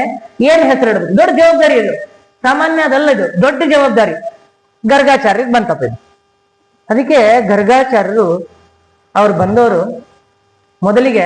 ಮೊದಲನೇ ಮಗನಿಗೆ ರಾಮ ಅಂತ ಹೆಸರಿಟ್ರಂತ. ರಾಮ ಅಂದ್ರೆ ನಾವು ಹೋಗ್ಬಿಡ್ತೀವಿ, ತ್ರೇತಾಯುಗಕ್ಕೆ ಹೋಗ್ಬಿಡ್ತೀವಿ. ಅದಕ್ಕೆ ಇವನ್ ಬರೇ ರಾಮ ಅಲ್ಲ, ಇವನು ಅತ್ಯಂತ ಪರಾಕ್ರಮಿ, ಎಂತಹ ಬಲಶಾಲಿ. ಹಾಗಾಗಿ ಇವನಿಗೆ ರಾಮನ ಜೊತೆಗೆ ಇನ್ನೊಂದು ಸೇರಿಸ್ಬಿಡ್ರಿ, ಬಲರಾಮ ಅಂತ ಅವನ್ ಕರೆದ್ರಂತೆ. ಬಲಭದ್ರ, ಬಲರಾಮ ಅಂತ ಅತ್ಯಂತ ಬಲಶಾಲಿಯಾದ ಆ ಬಲರಾಮ ಅಂತ ಆ ಶೇಷನಿಗೆ ಹೆಸರನ್ನ ಇಟ್ರು. ಅದರಲ್ಲೂ ಭಗವಂತನ ಶುಕ್ಲಾವೇಶ ಇದೆ ಅನ್ನೋದನ್ನ ನಾವು ಮರಿಬೇಕು. ವಿಶೇಷವಾದ ಒಂದು ಭಗವಂತನ ಅಂಶ ಆ ಬಲರಾಮನಲ್ಲಿ ಇತ್ತು. ಹಾಗಾಗಿ ಬಲರಾಮ, ಬಲಭದ್ರ ಅಂತ ಹೆಸರಿಟ್ರು. ಈಗ ಕೃಷ್ಣನಿಗೆ ಕೃಷ್ಣ ಅಂತ ಹೆಸರಿಟ್ರಂತೆ. ಯಾಕೆ ಕೃಷ್ಣ ಅಂತ ಹೆಸರಿಟ್ರು ಅನ್ನೋದನ್ನ ಒಂದು ಕೂರ್ಮ ಪುರಾಣ ಹೇಳುತ್ತೆ, ಮಹಾಕೂರ್ಮ ಪುರಾಣ ಹೇಳುತ್ತೆ. ಯತಃ ಕರ್ಷಸಿ ದೇವೇಶ ನಿಯಮ್ಯ ಸಕಲಂ ಜಗತ್ ಅಥೋ ವದಂತಿ ಮುನಯಃ ಕೃಷ್ಣಂ ತ್ವಾಂ ಬ್ರಹ್ಮವಾದಿನಃ. ಕೃಷ್ಣ ಅಂತ ಅನ್ವರ್ಥವಾದ ನಾಮವನ್ನ ಇಟ್ರು ಅಂತ. ಕೃಷ್ಣ ಅನ್ನೋ ಶಬ್ದಕ್ಕೆ ಈ ಅರ್ಥ ಇದೆ. ಏನು ಅಂದ್ರೆ ಕರ್ಷತಿ ಇತಿ ಕೃಷ್ಣ ಅಂದ್ರೆ ನಮ್ಮನ್ನ ಸೆಳಿತಾನೆ. ನೀವು ಗಮನಿಸಿರಿ ಬೇಕಿದ್ರೆ, ಏನು ಅಂದ್ರೆ ಬೇರೆ ಯಾವಾಗ್ಲೂ ರಾಮನ ವೇಷ ಹಾಕಿ ತಾಯಿ ಖುಷಿ ಪಡಲ್ಲ, ಕೃಷ್ಣನ ವೇಷ ಹಾಕಿ ಖುಷಿ ಪಡ್ತಾರೆ. ಕೃಷ್ಣಾಷ್ಟಮಿ ಬಂತು ಅಂತಂದ್ರೆ ಏನು ಹುಡುಗಿಯರು ಕೃಷ್ಣರಾಗ್ಬಿಡ್ತಾರೆ. ಕೃಷ್ಣರು ಎಷ್ಟೋ ಜನ, ರುಕ್ಮಿಣಿಯರು ಎಷ್ಟೋ ಜನ, ನೋಡಿದವರೆಲ್ಲ ಕೃಷ್ಣರೇ. ಆದ್ರೆ ಆ ತಾಯಿ ಕೃಷ್ಣನಂತೆ 16,108 ಜನ ಬಯಸಲ್ಲ. ಆದ್ರೆ ಕೃಷ್ಣ ಸ್ವರೂಪವನ್ನು ಬಯಸ್ತಾಳೆ. ಯಾಕೆ ರಾಮಂದ್ ಯಾಕೆ ಹಾಕಲ್ಲ, ಕೃಷ್ಣನ್ನೇ ಯಾಕೆ ಹಾಕ್ತಾನಂದ್ರೆ ಕೃಷ್ಣ ಅಂತಹ ಆಕರ್ಷಣೀಯ ಸ್ವರೂಪ, ಕೃಷ್ಣ ನೋಡ್ಲಿಕ್ಕೆ ಹಂಗಿದ್ದ, ನೋಡಿದ್ರೆ ನಮ್ಮ ಮನಸ್ಸನ್ನು ಸೆಳೆದು ಬಿಡ್ತೀನಿ ನಾನು. ಅತ್ಯದ್ಭುತವಾದ ರೂಪ. ಹಾಗಾಗಿ ಕರ್ಷತಿ ಇತಿ ಕೃಷ್ಣ, ಸೆಳಿತಾನೆ, ನೋಡಿದವರ ಮನಸ್ಸನ್ನ ಎಳಿತಾನೆ, ಅವನು ಅಯಸ್ಕಾಂತದಂತೆ ಎಳೆದ್ಕೊಂಡು ಬಿಡ್ತಾನೆ. ಹಾಗಾಗಿ ಅವನು ಕೃಷ್ಣ ಅಂತ ಹೆಸರು. ಇದು ಸಾಮಾನ್ಯವಾದ ಅರ್ಥ. ಎರಡನೇ ಅರ್ಥ ಏನು ಅಂದ್ರೆ ಕರ್ಷತಿ ಇತಿ ಕೃಷ್ಣ. ಕರ್ಷತಿ ಅಂದ್ರೆ ನಮ್ಮ ಪಾಪಗಳನ್ನ, ಅನೇಕ ಜನ್ಮಗಳಲ್ಲಿ ನಾವು ಮಾಡಿದ ಪಾಪಗಳನ್ನ ಕರ್ಷತಿ ತನ್ನ ಒಂದು ನಾಮಸ್ಮರಣೆಯಿಂದ, ಭಗವಂತನ ಒಂದೇ ಒಂದು ನಾಮಸ್ಮರಣೆಯಿಂದ ಇಡೀ ಅನೇಕ ಜನ್ಮಾರ್ಜಿತವಾದಂತಹ ಪಾಪವನ್ನ ಅವನು ಕಳೆದು ಬಿಡ್ತಾನಂತೆ. ಹಾಗಾಗಿ ಅವನು ಕೃಷ್ಣ. ಹಾಗಾಗಿ ಅವನಿಗೆ ಕೃಷ್ಣ ಅಂತ ಹೆಸರನ್ನ ಇಟ್ಟಿದ್ದಾರೆ. ಕೃಷ್ಣ ಅಂತ ಗರಗರಿಂದ ನಾಮಕರಣಗೊಳಪಟ್ಟಂತಹ ಕೃಷ್ಣನ ಅನೇಕ ಒಂದು ಲೀಲೆಗಳು ಮುಂದುವರಿಯುತ್ತೆ. ಅಷ್ಟೇ ಅಲ್ಲದೇನೆ ಕೃಷ್ಣ ಅನ್ನೋ ಶಬ್ದಕ್ಕೆ ಇನ್ನೊಂದು ಅರ್ಥ ಇದೆ. ಕೃಷ್ ಅಂದ್ರೆ ಭೂಮಿ ಅಂತ. ಕೃಷಿ ಅಂದ್ರೆ ಭೂಮಿಯಲ್ಲೇ ಮಾಡುವಂಥದ್ದು. ಕೃಷ ಅಂದ್ರೆ ಭೂಮಿ ಅಂತ. ನ ಅಂದ್ರೆ ಸುಖ. ಭೂಮಿಗೆ ಅಂದ್ರೆ ಭೂದೇವಿಗೆ ಸುಖವನ್ನ ಕೊಟ್ಟವನು, ಭೂದೇವಿಗೆ ಸುಖವನ್ನ ಕೊಡ್ಲಿಕ್ಕೋಸ್ಕರ, ಭೂಭಾರ ಹರಣಕ್ಕೋಸ್ಕರವಾಗಿ ಅವತರಿಸಿದವನು ಕೃಷ್ಣ ಅಂತ. ಹೀಗಾಗಿ ಅನೇಕ ರೀತಿಯಾಗಿ ಕೃಷ್ಣ ನಾಮವನ್ನ ಸಮರ್ಥನೆಯನ್ನ ಮಾಡ್ತಾರೆ. ಕಾಲೇನ ವ್ರಜತಾಲ್ಪೇನ ಗೋಕುಲೆ ರಾಮಕೇಶವವು. ಕಾಲ ಕಳೆದಂತೆ ಆ ರಾಮ ಕೃಷ್ಣರು, ಬಲರಾಮ ಕೃಷ್ಣರು ಆ ನಂದ ಗೋಕುಲದಲ್ಲಿ ಅನೇಕ ಲೀಲೆಗಳನ್ನ ತೋರಿಸ್ತಾ ಬೆಳೆದ್ರು ಅಂತ. ಅದರಲ್ಲಿ ಪ್ರಸಿದ್ಧವಾದಂತಹ ಒಂದು ಕೃಷ್ಣ ಬೆಣ್ಣೆ ಕದ್ದ. ಕೃಷ್ಣನನ್ನ ನಾವು ಹೀಗೆ ಉಪಾಸನೆ ಮಾಡ್ತೀವಿ. ಏನಂತ ಅಂದ್ರೆ ಬೇರೆ ಯಾರಿಗೂ ಹೇಳಲ್ಲಪ್ಪ, ಕೃಷ್ಣನಿಗೆ ಮಾತ್ರ ಈ ತರದ ಹೆಸರಿದೆ. ಕಳ್ಳ ಕೃಷ್ಣ, ಸುಳ್ಳ ಕೃಷ್ಣ, ಜಾರ ಕೃಷ್ಣ ಅಂತ ಯಾವ ಯಾವ ದೋಷಗಳು ಅಂತಿದೆನೋ, ಕಳ್ತನ ದೋಷ ಆದ್ರೆ ಭಗವಂತನಿಗೆ ಗುಣ, ಸುಳ್ಳು ಅನ್ನೋದು ದೋಷ ಭಗವಂತನಿಗೆ ಗುಣ, ಜಾರತ್ವ ಅನ್ನೋದು ದೋಷ ಆದ್ರೆ ಭಗವಂತನಿಗೆ ಗುಣ. ಬೆಣ್ಣೆ ಕದ್ದ ಅಂದ್ರೆ ಪ್ರತಿಯೊಬ್ಬ ಗೋಪಿಕೆಯರ ಮನೆಗೆ ಹೋಗಿ ಕೃಷ್ಣ ಬೆಣ್ಣೆಯನ್ನ ಕದೀತಾ ಇದ್ದ ಅಂತ. ಅದಕ್ಕೆ ಕಾರಣ ಭಾಗವತ ಹೇಳುತ್ತೆ. ಯಾಕೆ? ಎಷ್ಟಿದೆ ಅಪ್ಪ ಕದಿಲಿಕ್ಕೆ, ತಿನ್ಲಿಕ್ಕೆ ಬೆಣ್ಣೆನೇ ಬೇಕಾ, ಬೇರೆದನ್ನ ಕದಿಬೇಕು ಅಂದ್ರೆ ಒಂದು ಇಲ್ಲ. ಗೋಕುಲದಲ್ಲಿದ್ದ ಬರೀ ಎಲ್ಲರ ಗೋಗಳನ್ನೇ ಕಟ್ಕೊಂಡಿದ್ರು. ಹಾಲು, ಮೊಸರು, ಬೆಣ್ಣೆ, ತುಪ್ಪ ಅವೇ ಇದ್ವು. ಹಾಗಾಗಿ ಯಾವ್ದೂ ಇಲ್ಲ ಅಂತ ಬೆಣ್ಣೆ ಕದ್ದ? ಇಲ್ಲ, ಬೆಣ್ಣೆಯನ್ನೇ ಹುಡುಕೊಂಡು ಬೆಣ್ಣೆನೇ ಕದೀತಾ ಇದ್ದಾನೆ. ಯಾಕೆ ಅಂದ್ರೆ ಬೆಣ್ಣೆಗೆ ಸಂಸ್ಕೃತದಲ್ಲಿ ನವನೀತ ಅಂತ ಕರೀತಾರೆ. ಈ ಬೆಣ್ಣೆಯ ನವನೀತದ ಅಭಿಮಾನಿ ದೇವರು ಯಾರು ಗೊತ್ತಾ? ಮುಖ್ಯ ಪ್ರಾಣ ದೇವರು. ಹಾಗಾಗಿ ಅಂದ್ರೆ ಮುಖ್ಯ ಪ್ರಾಣನ ಭಕ್ತಿ ಆ ನವನೀತದಲ್ಲಿದೆ, ಅಂದ್ರೆ ಬೆಣ್ಣೆಯಲ್ಲಿದೆ. ಮುಖ್ಯ ಪ್ರಾಣದೇವರೇ ಬೆಣ್ಣೆಯಲ್ಲಿದ್ದಾರೆ. ಹಾಗಾಗಿ ಭಕ್ತಿಯಿಂದ ಅದನ್ನ ಸ್ವೀಕಾರ ಮಾಡ್ತಿದ್ದ ಅಂತ. ಅಂದ್ರೆ ಮುಖ್ಯ ಪ್ರಾಣದೇವರ ಭಕ್ತಿಯನ್ನ ಸ್ವೀಕಾರ ಮಾಡ್ತಿದ್ದ. ಅದಕ್ಕೆ ಬೆಣ್ಣೆಯನ್ನ ಕದ್ದ ಅಂತ ಹೇಳ್ತಾರೆ. ಬೆಣ್ಣೆಯನ್ನ ಕದಿಬೇಕಾದ್ರೂ ಕೂಡ 3 ರೀತಿಯಾಗಿ ಬೆಣ್ಣೆಯನ್ನ ಕದೀತಿದ್ದ ಅಂತ. ಅದ ಅತ್ಯಂತ ಸೊಗಸಾದಂತಹ ಕಥೆ. ಯಾಕಪ್ಪ ಬೆಣ್ಣೆಯನ್ನ ಕದಿಬೇಕಾದ್ರೂ ಭಾರಿ ಕೃಷ್ಣಂದು. ಒಬ್ರ ಮನೆಗೆ ಹೋಗ್ತಿದ್ದ, ಬೆಣ್ಣೆಯನ್ನ ಕದೀತಾ ಇದ್ದ. ಇನ್ನೊಬ್ರ ಮನೆಗೆ ಹೋಗ್ತಿದ್ದ, ಬೆಣ್ಣೆಯನ್ನ ಕದೀತಿದ್ದ, ತಿಂತಿರ್ಲಿಲ್ಲ. ಕೆಲವ್ರ ಮನೆಗೆ ಹೋಗ್ತಿದ್ದ, ಬೆಣ್ಣೆಯನ್ನ ಕದ್ದು ತಾನೇ ತಿಂತಿದ್ದ. ಇನ್ನೊಬ್ರ ಮನೆಗೆ ಹೋಗ್ತಿದ್ದ, ಬೆಣ್ಣೆಯನ್ನ ಕದೀತಾ ಇದ್ದ, ತಾನು ತಿಂತಿರ್ಲೇ ಬೇರೆಯವ್ರು ಕೊಟ್ಬಿಡ್ತಿದ್ದ. ಸೊ 3 ರೀತಿ ಬೆಣ್ಣೆ ಕಳ್ಳತನ ಮಾಡ್ತಿದ್ದಂತೆ. ಮೊದಲನೇ ಬೆಣ್ಣೆ ಕಳ್ಳತನ, ಗೋಪಿಕೆಯರ ಮನೆಗೆ ಹೋಗೋದು. ಪಾಪ ಕೃಷ್ಣ ಬರ್ತಾನೆ ಅಂತ ಹೇಳಿ ಗೋಪಿಕೆಯರು ಬೆಣ್ಣೆಯನ್ನ ತಯಾರು ಮಾಡಿ ಅಲ್ಲಿ ಇಟ್ಟಿರ್ತಿದ್ರಂತೆ. ಆದ್ರೆ ಅವ್ರು ಎದುರಿಗಿರ್ತಿರ್ತಿದ್ರು, ಬಾವಿ ಹಿಂದೆ ನಿಂತ್ಕೊಂಡು ಅವಿತ್ತು ನೋಡ್ತಾ ಇದ್ರು, ಕೃಷ್ಣ ಬರ್ತಾನೆ ಅಂತ ಕಾಯ್ತಾ ಇದ್ರಂತೆ. ಕೃಷ್ಣ ಬಂದ ಮೇಲೆ ಆ ಬೆಣ್ಣೆಯನ್ನ ತಿಂತ ಇದ್ದ. ಬೆಣ್ಣೆ ಕೃಷ್ಣನ ಸಿಗ್ಲಿ ಅಂತ ಇಟ್ಟಿದ್ರಂತೆ. ಸಿಗ್ಲಿ, ಕೃಷ್ಣನಿಗೆ ಸಿಗ್ಲಿ ಅಂತ, ನಿಲಕ್ಲಿ ಅಂತ. ಅವನು ಅಲ್ಲಿಗೆ ಬಂದು ಬೆಣ್ಣೆಯನ್ನ ನೋಡಿ ಅದನ್ನ ತಿಂದು ಅಲ್ಲಿ ಹಿಂದೆ ನಿಂತಿರ್ತಾರಲ್ಲ, ಅವ್ರು ಕದ್ದು ನೋಡೋರಂತ ಹಿಂಗೆ ಗೋಪಿಗೆಯರು. ಅವರು ಕೃಷ್ಣ ತಿನ್ಬೇಕಾದ್ರೆ ನಿಜವಾಗಿ ಕೃಷ್ಣಾರ್ಪಣ ಅಂತಿದ್ರು. ನಾವ್ ಈ ಕೃಷ್ಣಾರ್ಪಣ ಅಂದ್ರೆ 5000 ವರ್ಷ ಆಗೋಗಿದೆ. ಆ ಕೃಷ್ಣನಿಗೆ ಅರ್ಪಣೆ ಮಾಡ್ತೀವಿ. ಕೃಷ್ಣ ಸಾಕ್ಷಾತ್ ಕೃಷ್ಣನಿಗೆ ನೈವೇದ್ಯ. ಹಾಗಾಗಿ ಕೃಷ್ಣ ಬೆಣ್ಣೆ ತಿನ್ಬೇಕಾದ್ರೆ ಗೋಪಿಗೆ ಕೃಷ್ಣಾರ್ಪಣ ಅಂತಂದಾಗ ಅದನ್ನ ಭಗವಂತ ಸ್ವೀಕಾರ ಮಾಡ್ತಿದ್ದಂತೆ, ಅವರಿಗೆ ಪುಣ್ಯ ಕೊಡ್ತಿದ್ದಂತೆ. ಬೆಣ್ಣೆ ತಿಂದು ಪುಣ್ಯ ಕೊಟ್ಟ. ಇನ್ನು ಕೆಲವ್ರ ಮನೆಗೆ ಹೋಗ್ತಿದ್ದ. ಕೆಲವರು ಕೃಷ್ಣನಿಗೆ ಸಿಗಬಾರದಂತ ಹೇಳಿ ಸ್ವಲ್ಪ ಹೈಟ್ ಅಲ್ಲಿ ಬೆಣ್ಣೆಯನ್ನು ಕಟ್ಟಿಟ್ಟಿರ್ತಿದ್ರಂತ. ಅಲ್ಲಿಗೆ ಹೋಗ್ತಿದ್ದ. ಅಲ್ಲಿ ಹೋಗಿ ಸುಮ್ಮನೆ ಬಿಡಲ್ಲ, ಅಲ್ಲಿ ಹೋಗಿ ಏನೋ ಒಂದು ಮಾಡಿ ಆ ಬೆಣ್ಣೆಯನ್ನು ಕೆಳಗಡೆ ಬೀಳಿಸಿ ಕೆಳಗಡೆ ತಂದು ಆ ಬೆಣ್ಣೆಯನ್ನು ತಿಂತಿದ್ದ.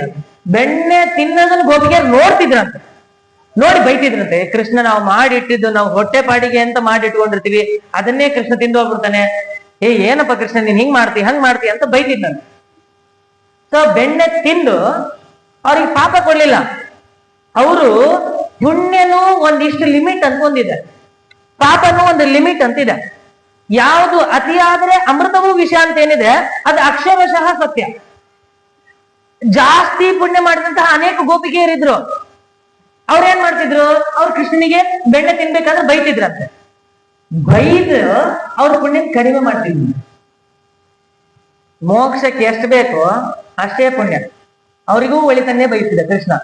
ಅವರಿಂದ ಬಯಸ್ಕೊಂಡು ತಾನಾಗೆ ಹೋಗಿ ತಿಂದು ಬಯಸ್ಕೊಂಡು ಅವ್ರ ಪುಣ್ಯ ಕಡಿಮೆ ಮಾಡಿ ಅವರಿಗೆ ಒಳ್ಳೆ ಸಂಗತಿಯನ್ನ ಕೊಟ್ಟು ಕೃಷ್ಣ ಬರ್ತಿದ್ದ.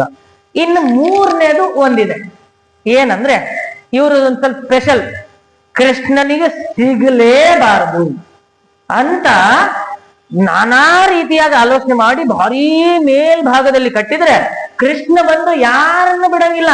ಅಲ್ಲೂ ಹೋಗಿ ಆ ಬೆಣ್ಣೆಯನ್ನು ಕೆಳಗಡೆ ಬೀಳಿಸಿ ಬೆಕ್ಕಿಗೆ ಬಂದು ಬೇರೆಯವರಿಗೆ ತಿನ್ಲಿಕ್ಕೆ ಹೇಳಿದ ಒಂದ್ ಸ್ವಲ್ಪ ಮುಡ್ತಿರ್ಲಿಲ್ಲ ಅಂತ. ಬೆಣ್ಣೆಯನ್ನ ತಾನು ಬೀಳಿಸಿ ಅದನ್ನೆಲ್ಲರಿಗೆ ಹಂಚಿ ತಾನು ಮುಡ್ತಿರ್ಲಿಲ್ಲ. ಯಾಕೆ ಅಂದ್ರೆ ಯಾರು ಭಗವಂತನಿಗೆ ಕೊಡ್ಲೇಬಾರ್ದು ಅಂತ ಇಟ್ಟಿರ್ತಾರಲ್ಲ ಅದನ್ನ ಭಗವಂತ ತೋಳಲ್ಲ, ಆದ್ರೆ ಬೇರೆಯವರು ಸತ್ತಾಗ ಹೋಗುತ್ತೆ.